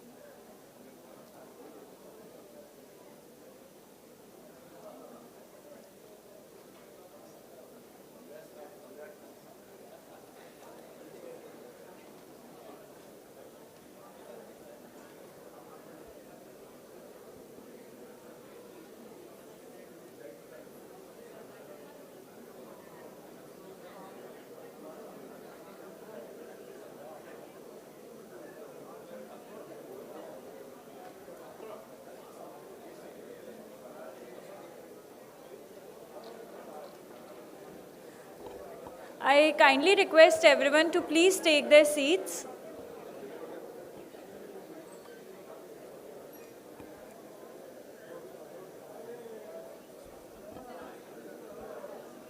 Requesting everyone to kindly take their seats.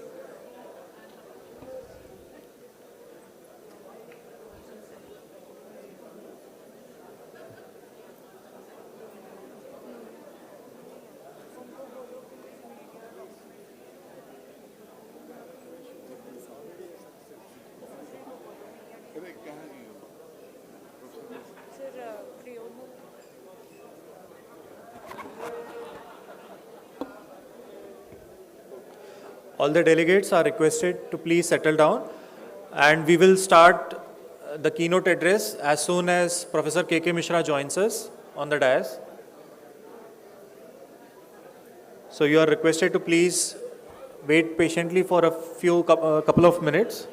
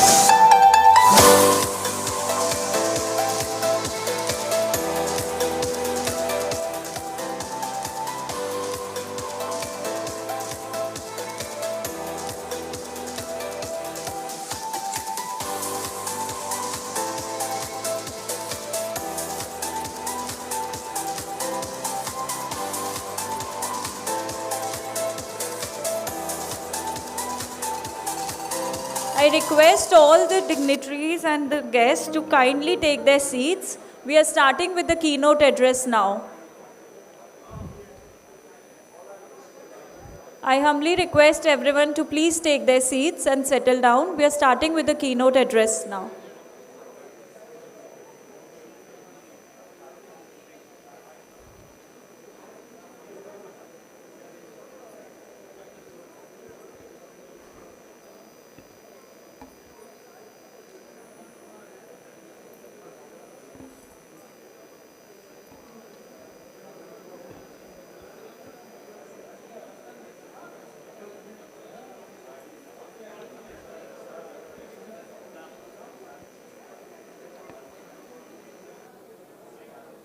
Requesting all the delegates to please take their seats.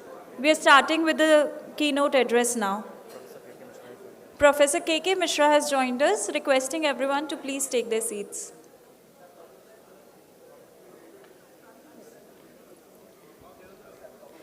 So the keynote address would be given by Professor K.K. Mishra, who is currently an ICSSR Senior Fellow and was formerly the Vice Chancellor of Utkal University of Culture, Bhubaneswar.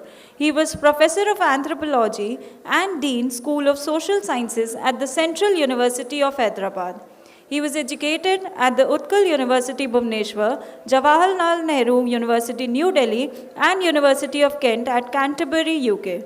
He was the recipient of the prestigious Fulbright Scholar in Residence Award in the USA and the Commonwealth Academic Staff Fellowship in the UK. He was also invited by the University of Bergen, Norway, as a guest researcher. He was honored with the Sarath Chandra Roy Memorial Medal by the Asiatic Society, Kolkata, for his contribution to anthropology in Asia. Professor Mishra was the director of National Museum of Mankind, Bhopal, and the director of the Anthropological Survey of India, Kolkata. He taught at the Utkal University, University of Hyderabad, and Austin College, Texas, USA. The keynote address would be chaired by Professor P.C. Joshi, Chairman WAC, National Academic Advisory Committee, and former Acting Vice Chancellor, University of Delhi. I request Professor P.C. Joshi to take this forward.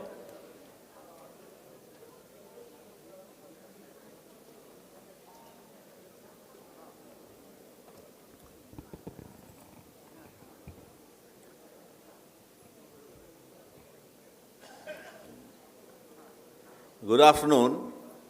I welcome all of you to the keynote address of the World Anthropology Congress 2023, which is being delivered by one of the most distinguished and accomplished anthropologists of our country, Professor K.K. Mishra, who has been teaching in Central University of Hyderabad, but have also been involved in various administrative positions like Directorship of Anthropology of India and Directorship of Indira Gandhi Rashtriya Manav Sangrahalaya.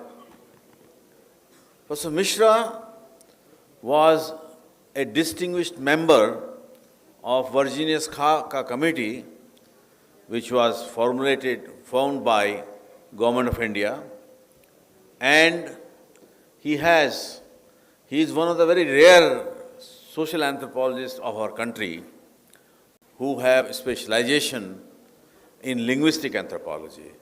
As we know that among the 4 branches of anthropology, cultural anthropology, physical anthropology, archaeological anthropology, and linguistic anthropology, this is a very weak branch that we have in India, and he is one of the distinguished scholars who has also not only taught this, but also he has written a book on linguistic anthropology. So I think it is befitting that he should be delivering the distinguished keynote address of our World Anthropology Congress. Sir, we are all very honored that you accepted to deliver keynote address for this World Congress. With these words, I would like to invite him, and he would be talking on the main theme of the Congress, that is anthropology in public sphere, indigeneity, social justice, sustainability, and global peace. I must just tell you that he is also organizing a roundtable, a very, very important roundtable on war. So that is another area that he is going to be, talking about. So with these words, I feel greatly honored and privileged to invite Professor Kamal Mishra to deliver the distinguished keynote address of the World Anthropology Congress. Professor Mishra.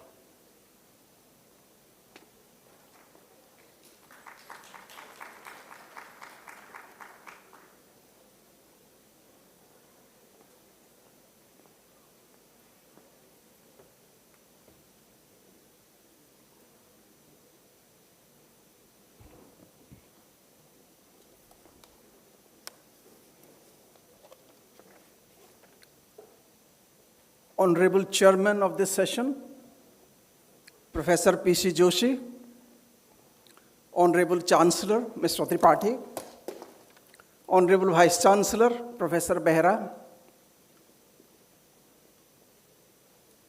distinguished academics on the dais, Professor K.K.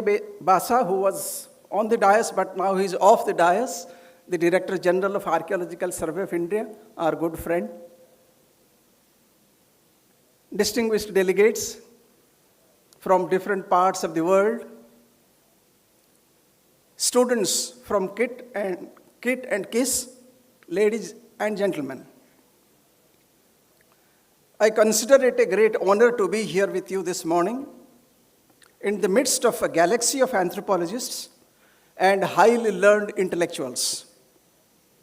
I would like to express my deep sense of gratitude to the governing councils of both United Indian Anthropology Forum and World Anthropology Congress 2023 for entrusting me with the pleasant responsibility of delivering the keynote address today on this occasion. I am truly thankful to the chairman of the WAC 2023 core group, Professor P.C. Joshi, and other distinguished members of the core group, such as Professor D.K. Behra, Professor Gregory, Professor A.B. Ota, Professor Shalina Mehta, and others who have encouraged me to prepare this keynote and deliver it today. The theme of the Congress, as we all know, is anthropology in the public sphere, indigeneity, social justice, sustainability, and global peace. In my honest opinion, the theme is fitting and timely. I sincerely appreciate the academic committee of the Congress for considering this theme as humanity today faces the threat of increased marginalization of indigenous communities, social inequalities from local to global levels, challenges in implementing sustainable development goals, and perhaps most significantly, aggression and warfare worldwide. I am delighted that the participants of this Congress, primarily anthropologists, will come together over 6 days to critically examine their anthropological knowledge and skills in addressing these significant issues. As we gather here today to discuss global peace, it is worth mentioning that some 3,000 years ago, Indian sages were also seeking the same thing. I am reminded of the Vedic literature from that era, particularly the Shukla Yajurveda, written between 1200 and 800 BCE, which boldly proclaims, this is a Sanskrit verse, Om Dyohu Shantihi, Antarikhyam Shantihi, Prithvi Shantihi, Apah Shantihi, Aushadhayah Shantihi, Banaspatayah Shantihi, Visvedevah Shantihi, Brahma Shantihi, Sarvam Shantihi, Shantiredhi Shantihi. The above verse means, the English translation I quote, may the sky be peaceful, may the atmosphere be peaceful, may the earth be peaceful, may the waters be peaceful, may medicinal herbs be peaceful, may plants be peaceful, may all learned individuals be peaceful, may the divinities and the Vedas be peaceful, may all objects be peaceful, may peace itself be peaceful, may that peace come from all sides unto me and to all of us. Unquote. Let us acknowledge this Vedic concept of peace doesn't merely seek an absence of violence, it rather invites the presence of something profoundly positive.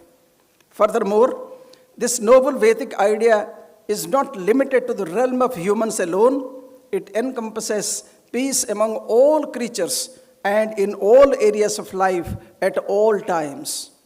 This emphasizes that humanity has been actively engaged in the pursuit of peace and harmonious coexistence since time immemorial. Ladies and gentlemen, it is undeniable that the world is currently facing a profound crisis. The Chief of the United Nations, Antonio Guterres, recently warned us that the era of quote-unquote global boiling has arrived. Global warming is now replaced by global boiling. Conflicts between nations for continental supremacy and hegemony control are on the rise. While many from the younger generation haven't experienced the devastations of the last 2 world wars, it's deeply concerning that more than 30 countries worldwide are currently impacted by conflict. These conflicts stem from various reasons, including territorial disputes, terrorist insurgency, civil unrest, drug trafficking, ethnic violence, and so on. Needless to say, children are always the greatest victims of any conflict, despite having little to do with its causes or consequences. All forms of war are based on anthropological constructs of quote-unquote the other and again quote-unquote othering, leading to the annihilation of the other as a manifestation of quote-unquote destructive rationality. This, I'm quoting Professor Shalina Mehta. Hence, anthropology as a humanistic discipline possesses the potential to amplify non-hegemonic and marginalized cultural perspectives regarding global peace and development. In this context, 2 critical questions arise. The first, is it essential for anthropology to be public-facing? And second, how does anthropology contribute to achieving global peace with social justice? We are all aware of the vast divide among global populations, with a small privileged minority and a significantly larger marginalized majority. The majority includes tribes and indigenous peoples, among others. As anthropologists, we understand the struggles that indigenous peoples worldwide have been undergoing to claim their rights. Presently, there are approximately 467 million indigenous individuals across the globe who often exist on the fringes of society. The distressing portrayal of their hardships has been documented in the latest report by the World Bank. The report highlights, I quote, despite constituting only 6% of the global population, indigenous peoples represent about 10% of those living in extreme poverty. Their life expectancy can be up to 20 years lower than that of the non-indigenous people worldwide. Indigenous peoples frequently lack formal recognition of their lands, territories, and natural resources. They are often last in line to receive public investments in basic services and infrastructure, and face numerous barriers to full participation in the formal economy, access to justice, and engagement in political processes and decision-making. The history of inequality and exclusion renders indigenous people more vulnerable to the impacts of climate change, natural disasters, and disease outbreaks like COVID-19, unquote. This is a report from 2023. On this note, I would like to extend my congratulations to the organizers for choosing to inaugurate this 6-day World Congress on the 9th of August, a day when the world stands in solidarity with our indigenous and tribal brethren and commemorates the International Day of the Indigenous Peoples. You may already be aware that this year's theme is Indigenous Youth as Agents of Change for Self-Determination. Otherwise, also, this day is important for two other things. Number one, the world is celebrating today the Nagasaki Day when we are talking about peace.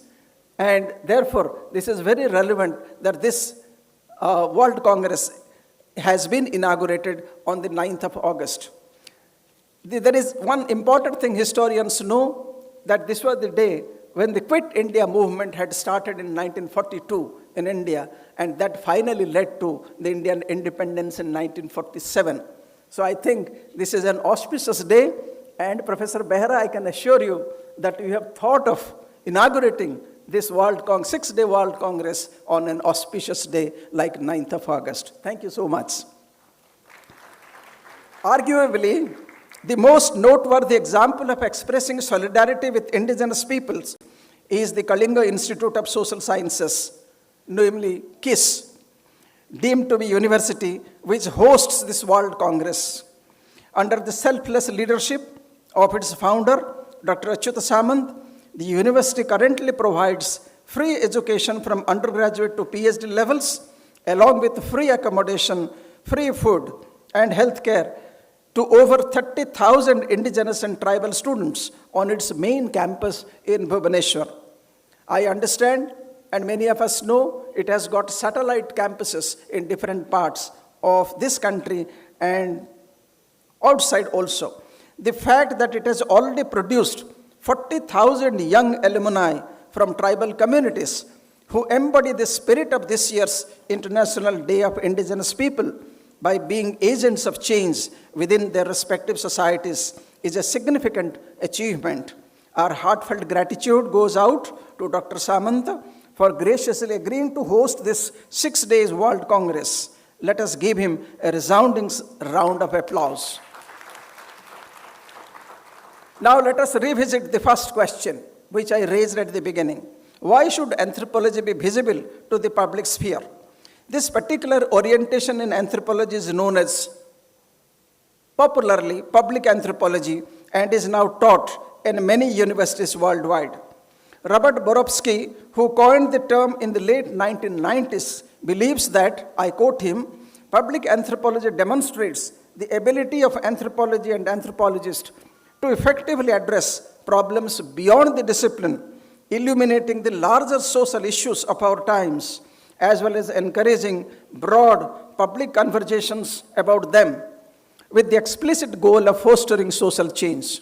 It affirms our responsibility as scholars and citizens to meaningfully contribute to communities beyond the academy, both local and global, that make the study of anthropology possible, unquote. Among various definitions, Carol McGranahan conceptualizes public anthropology as, I quote her, socially relevant, theoretically informed, and politically engaged ethnographic scholarship, unquote. Books like Edward Hedican's Public Anthropology, Engaging Social Issues in the Modern World, and Sam Beck and Carl Maid's Public Anthropology in a Borderless World. These books, 2 books have been published in 2016 and 17 respectively, have broadened the scope of public anthropology today. It is now understood as a publicly engaged subject encompassing intellectual and ethical concerns, a nexus between anthropological knowledge and governance issues, public discourse, livelihoods, civil society, and more, and an anthropology that appeals to a broader audience. Anthropology in the public arena therefore possesses both academic and applied dimensions. While maintaining our engaged scholarship, ethnographic research, methodology, and ethical standards, public anthropology seeks to grasp human suffering and misery in exquisite detail. Although Borowski introduced the term public anthropology in the late 1990s, it doesn't imply that the pioneers of anthropology were unconcerned with the subject's public face. Meg Granahan notes, I quote her, engaged scholarship is not new in anthropology. The discipline has a long history of interventionist work, including Franz Boas' efforts to change discriminatory ideas on race. Margaret Mead, who is very popular among anthropologists, her efforts to influence social and educational policy, salt tax action anthropology in 1940s and 1950s, and more recently, subfields like applied and practicing anthropology. A less commendable lineage would involve anthropologists' complicity with colonial and other state endeavors, including recent ones to classify and control populations. Just like some of these predecessors, public anthropology seeks to effect change based on our ethnographic findings. It responds to specific contexts, collaborates with relevant communities, and acknowledges the inherent challenges tied to authority, privilege, and representation. Robert Borowski offers examples how late 19th and early 20th century anthropological writings had significant resonance in public engagement. He writes, I quote him, James Fraser's The Golden Bough, it is very popular among the scholars of anthropology, very old writing. Margaret Mead's Coming of Age in Samoa and Ruth Benedict's Patterns of Culture engaged a wide range of readers outside academia in stimulating and impactful ways during the first half of the 20th century. In the 1930s, 1940s, and early 1950s, anthropologists often played prominent roles in the public domain. For instance, in May 1936, Franz Boas appeared on the cover of Time magazine, which referred to Boas, the mind of primitive man, as the Magna Carta of self-respect for non-Western peoples. Margaret Mead was a cultural icon. Throughout the 1950s, she was the most widely known and respected anthropologist globally. Upon her death in 1978, tributes poured in not only from the President of the United States, but also from the Secretary General of the United Nations. In 1979, she was posthumously bestowed the United States' highest civilian honor, the Presidential Medal of Freedom, unquote. At this juncture, let us shift our attention to the early days of Indian anthropology and anthropologists and their contributions to public anthropology. I would like to present the example of two distinguished anthropologists. In fact, there are many, but I am restricting because of time constraints. There are two distinguished anthropologists whose exemplary contributions have had far-reaching effects on contemporary society and be classified as instances of what we know today as public anthropology. While I have learned about one of them, I have had the privilege of observing the other very closely. The individual I could not meet but have read about extensively is Professor Nirmal Kumar Bose, who is a very familiar persona among the anthropologists of India and rest of the world.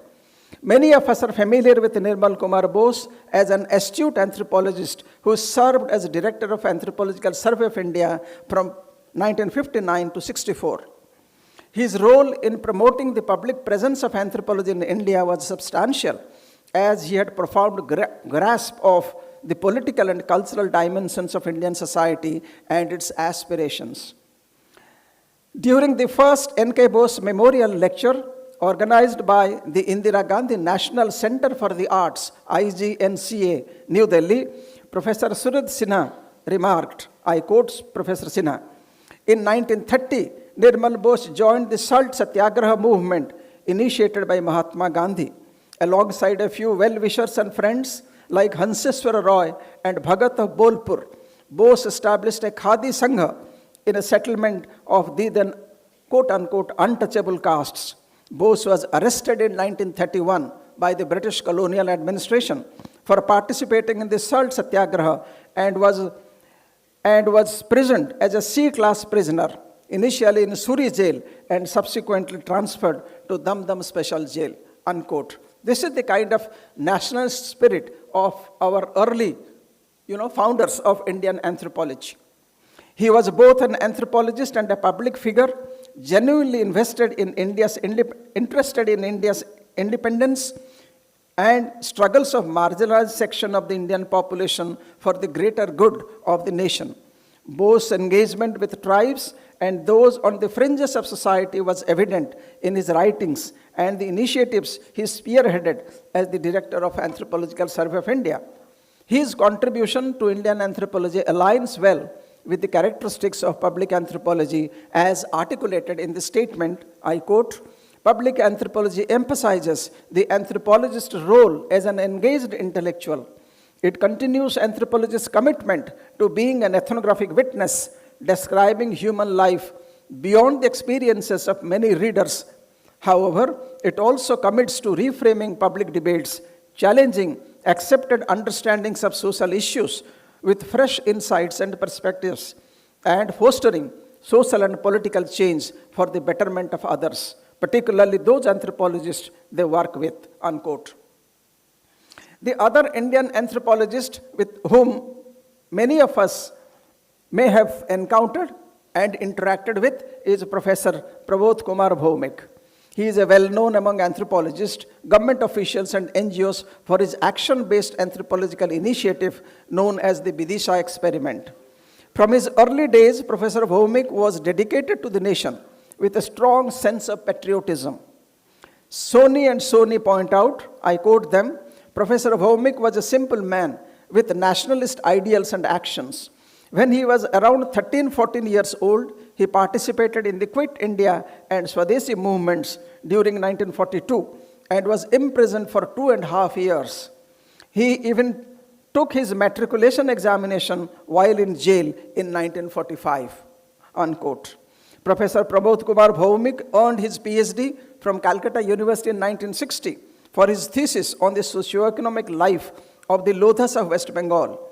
After completing his PhD, he chose to continue studying the same community which had been classified as quote-unquote criminal tribe under the oppressive Criminal Tribes Act of 1871 during British colonial rule. These communities were later denotified by the independent Indian government on 31st of August 1952. But Professor Bhaumik had deep affinity for the Lodha community of West Bengal due to the discrimination they faced from both the public and the police. Professor S.N. Ratha, who is here, a close associate of Professor P.K. Bhaumik, recalls that Bhaumik's ethnographic research revealed that, I quote him, about a third of the population in the Midnapur district were accused of crimes such as dacoity, burglary, pilferage, theft, etc.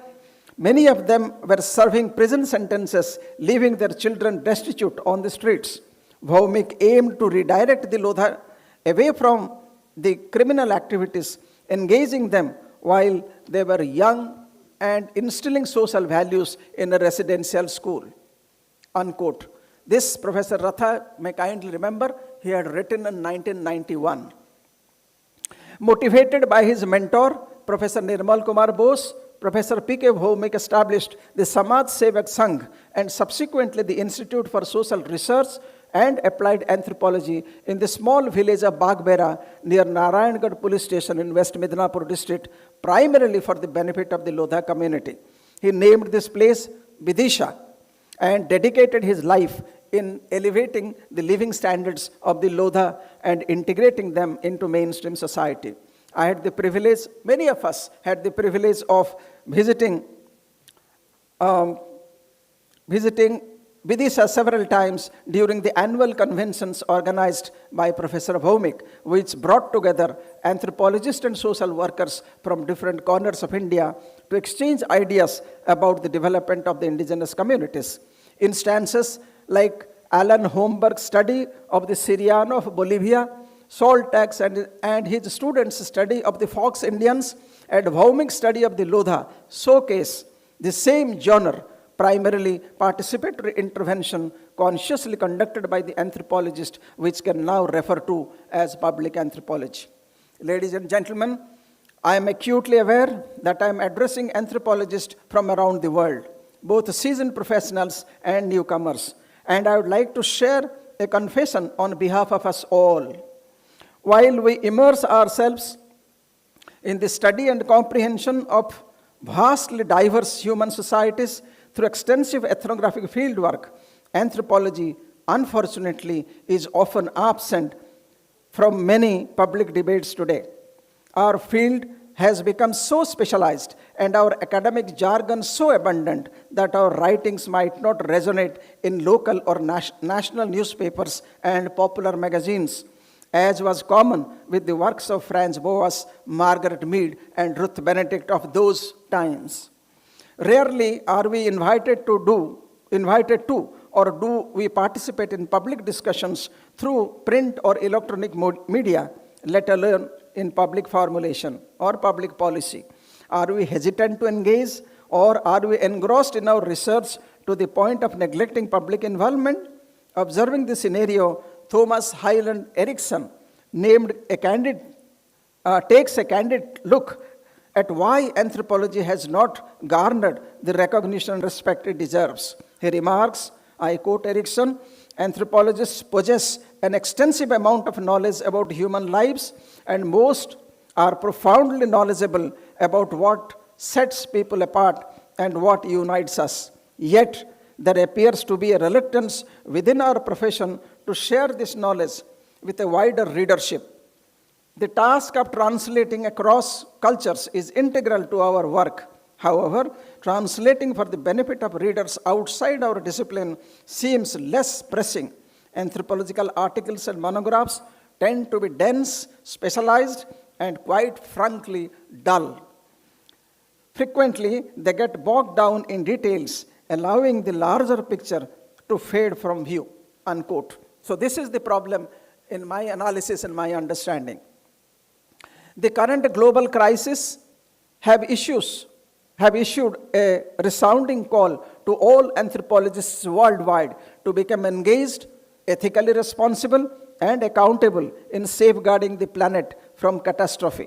The imperative of the movement demands that anthropologists transcend disciplinary confines, address broader issues for the public good, and actively participate in broader public discourse to effect social changes.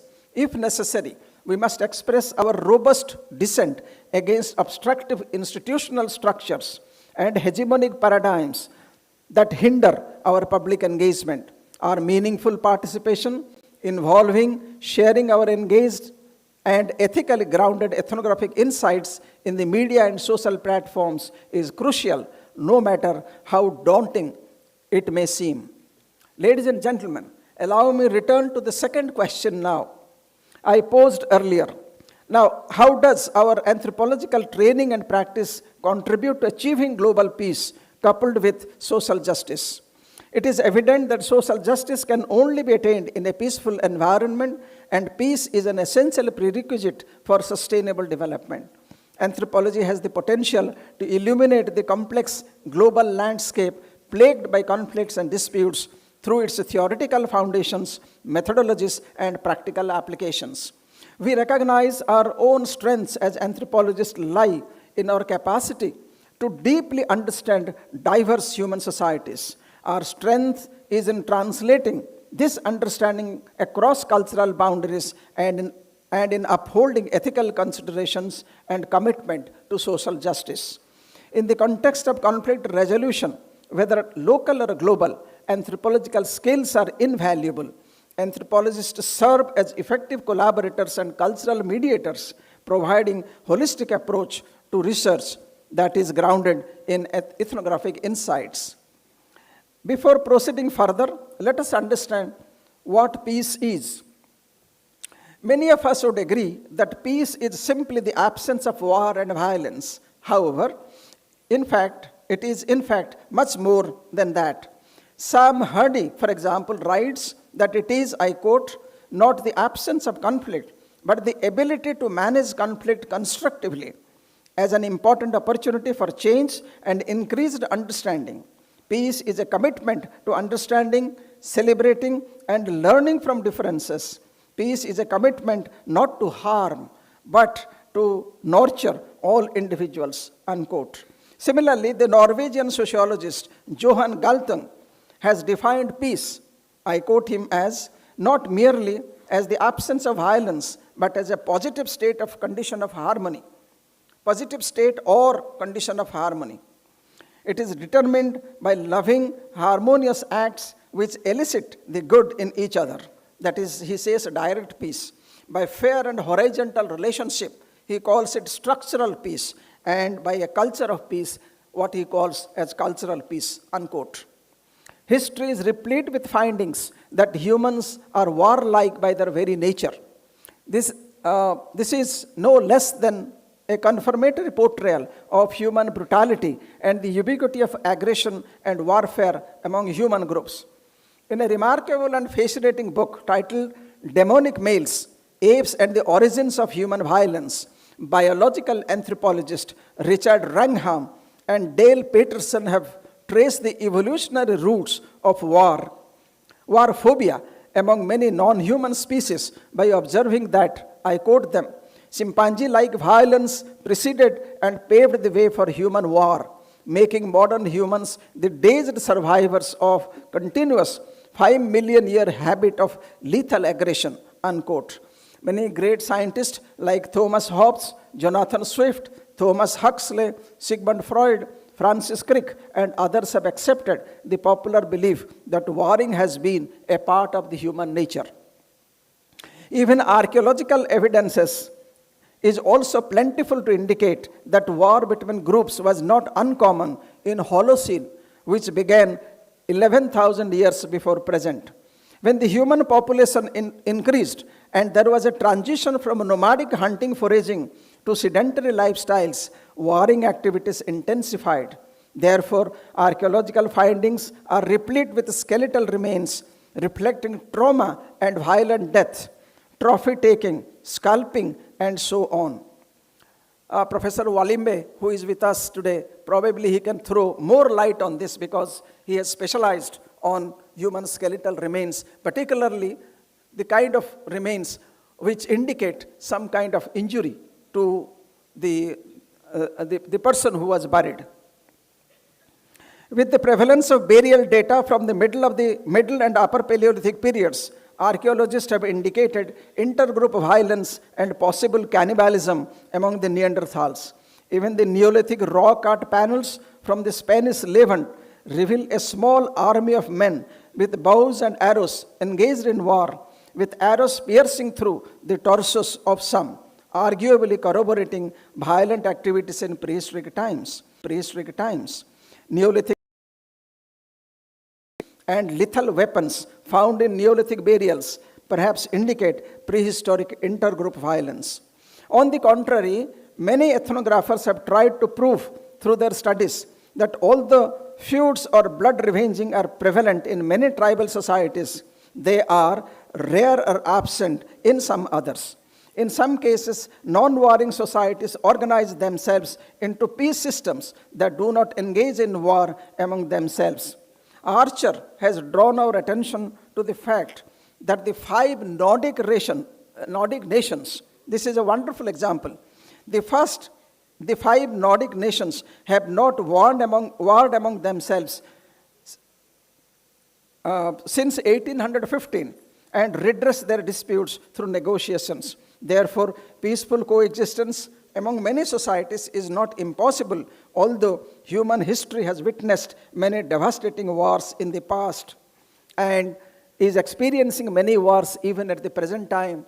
And we are aware of the kind of wars that are going on between different countries like Russia and Ukraine and other places.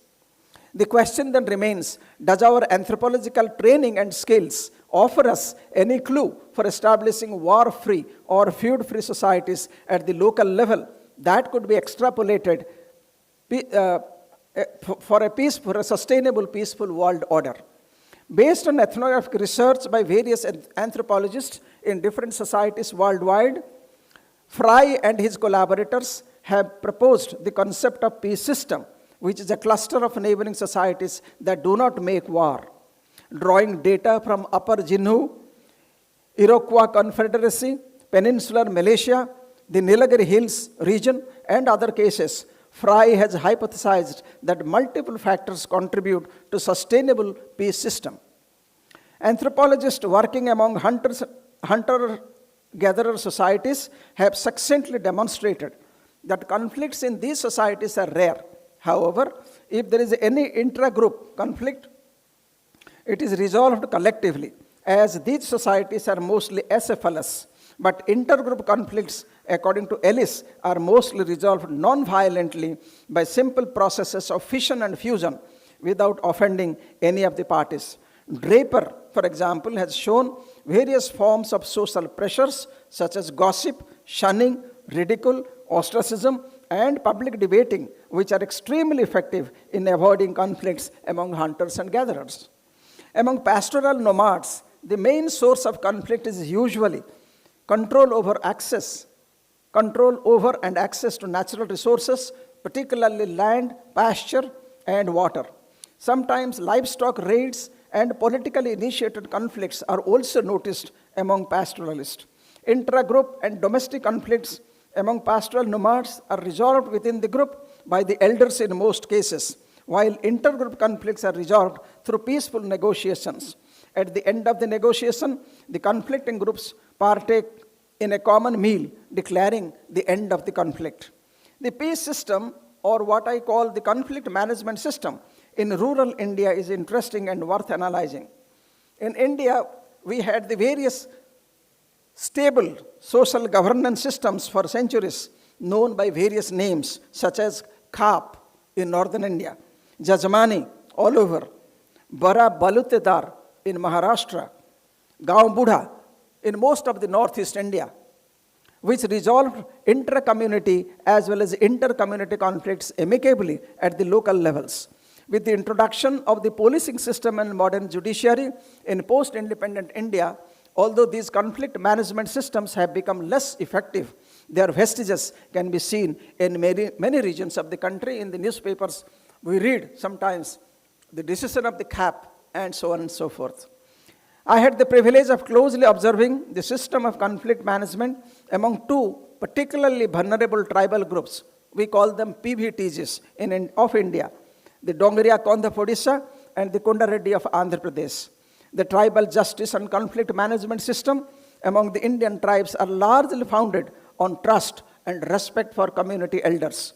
There is always a fear of supernatural sanction for any wrongdoing, which refrains the members of the community from acting against the basic values of the community. The Dongriya Kondha live in Raigada district of South Odisha and are primarily hill cultivators and horticulturists.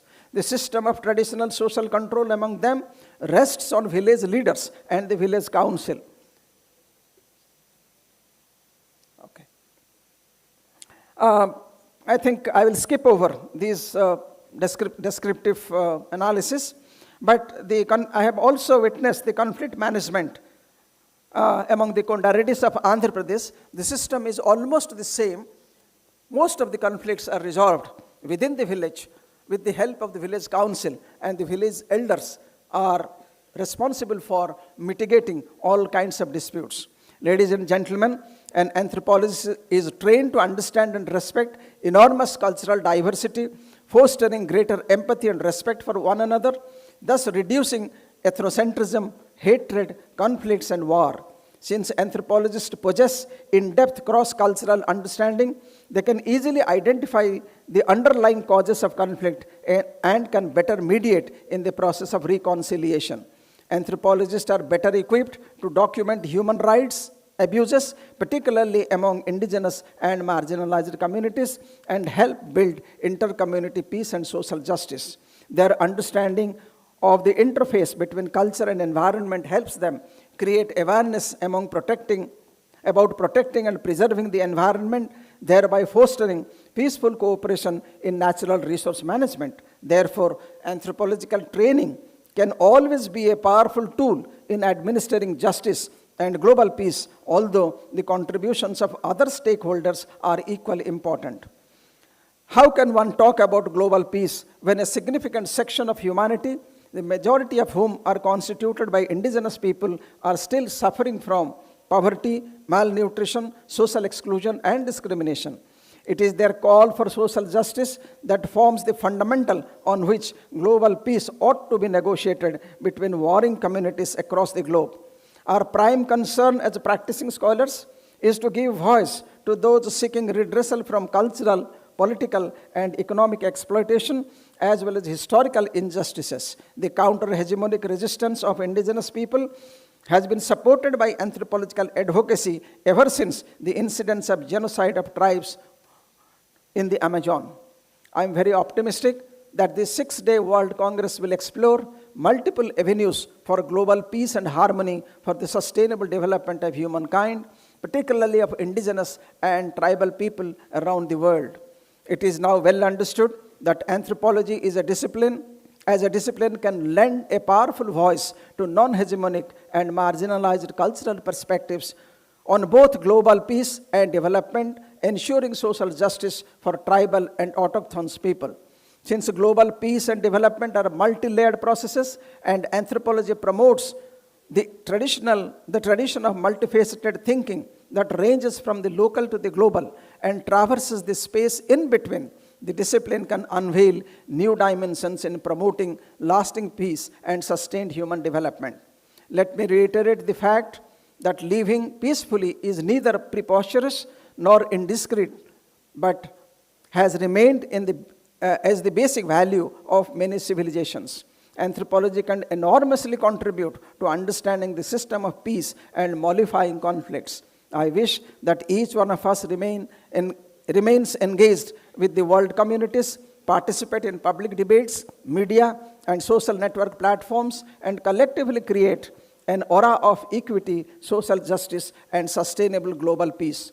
As a school student, I remember I was taught to chant a verse in my morning prayers from the Taittiriya Upanishad. Many of us must have chanted as the school students, which encourages the spirit of peaceful coexistence by chanting the following: Om Sahana Babatu, Sahano Vunaktu, Sahaviryam Karavabahe, Tejasvina Vadhitamastu, Mavid Vishavahe, Om Shanti, Shanti, Shanti.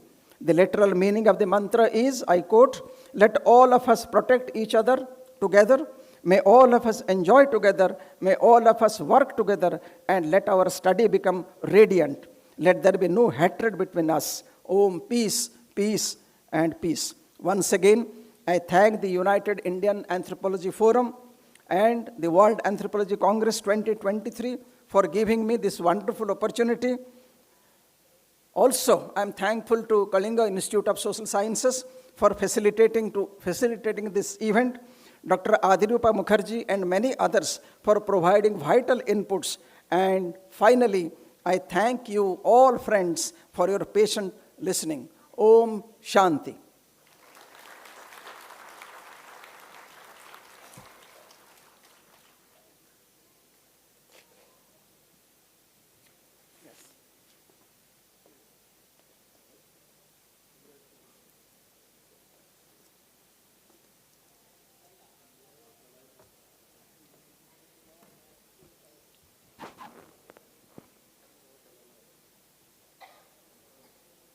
I think Professor Kamal Mishra's invocation for peace and his desire that anthropology should play its rightful place, has its rightful place in initiating process of peace. Now, he talked of Shanti Mantra, and I think at a place which we all know, this was in the historical time, at the time of Ashoka, it was Kalinga, and this was the place where Ashoka got the realization and became the messenger of peace for the entire world. This is the place which transformed And therefore, I would like that our conference, World Congress, should come up with such recommendations that the global peace can again be initiated from here onward.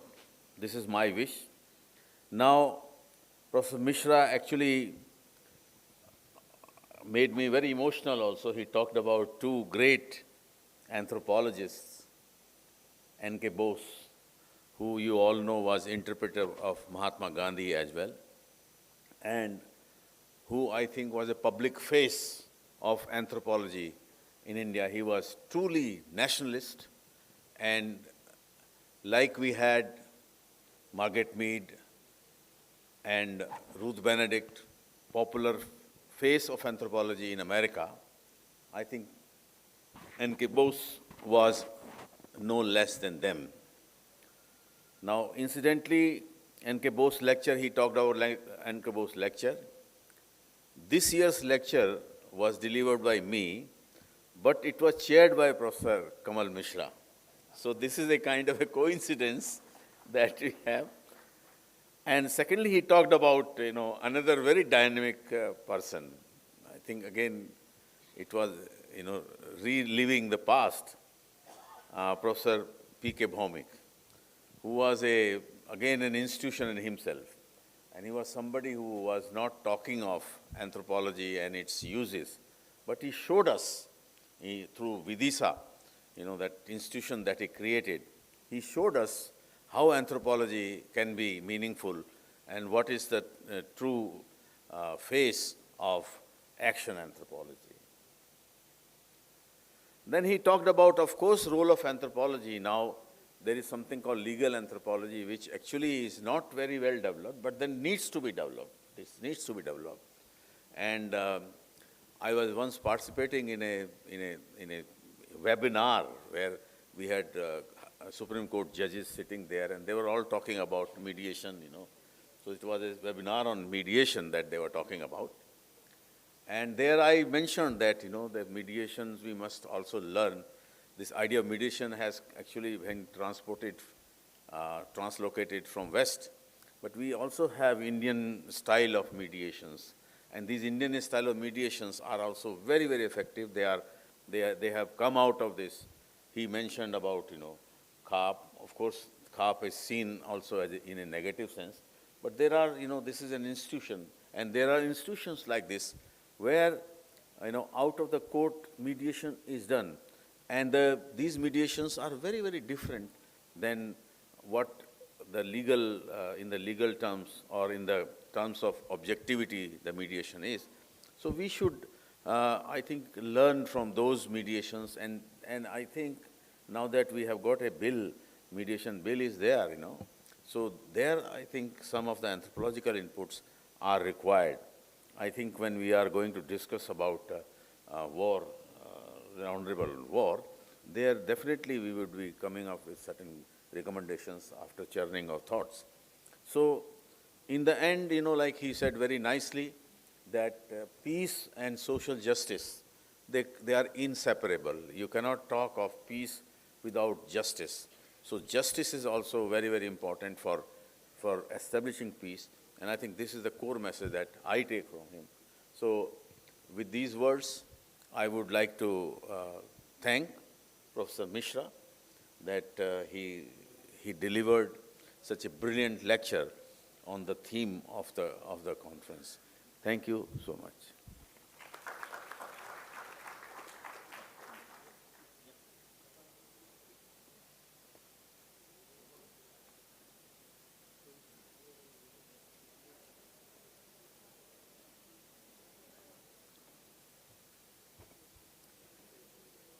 It was a wonderful session. Thank you very much, Professor Mishra ji, Joshi ji. And from here we are moving to the main KISS 3 campus, where we are going to have all the technical sessions. And where we are going to have technical sessions. We will be having lunch. We are running short of 15 minutes. Behind 15 minutes, but we will make it up. 2:30, the parallel sessions start. We have two parallel, two sessions. One is from 2:30 to 4 o'clock. Then we'll have a short tea break. Then 4:15 to 5:45. Then we'll come back to this same auditorium for the plenary lectures in the evening, followed by the cultural programs. So thank you very much. If you have any queries or any doubts, you can approach the help desk and get clarified. Thank you very much. We are looking forward to have a wonderful Congress. Thank you.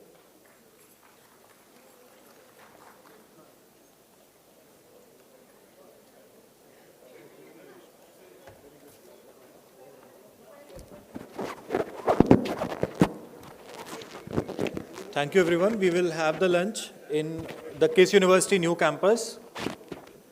So kindly proceed to KISS 3, the KISS University campus, for lunch.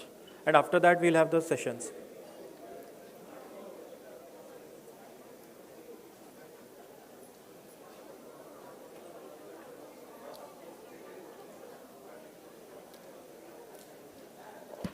All the vehicles are waiting outside, and they will take you to KISS Campus 3, Campus 4, which is the new campus of KISS University, where we'll have the lunch. So kindly join us for lunch in the KISS University new campus. Thank you.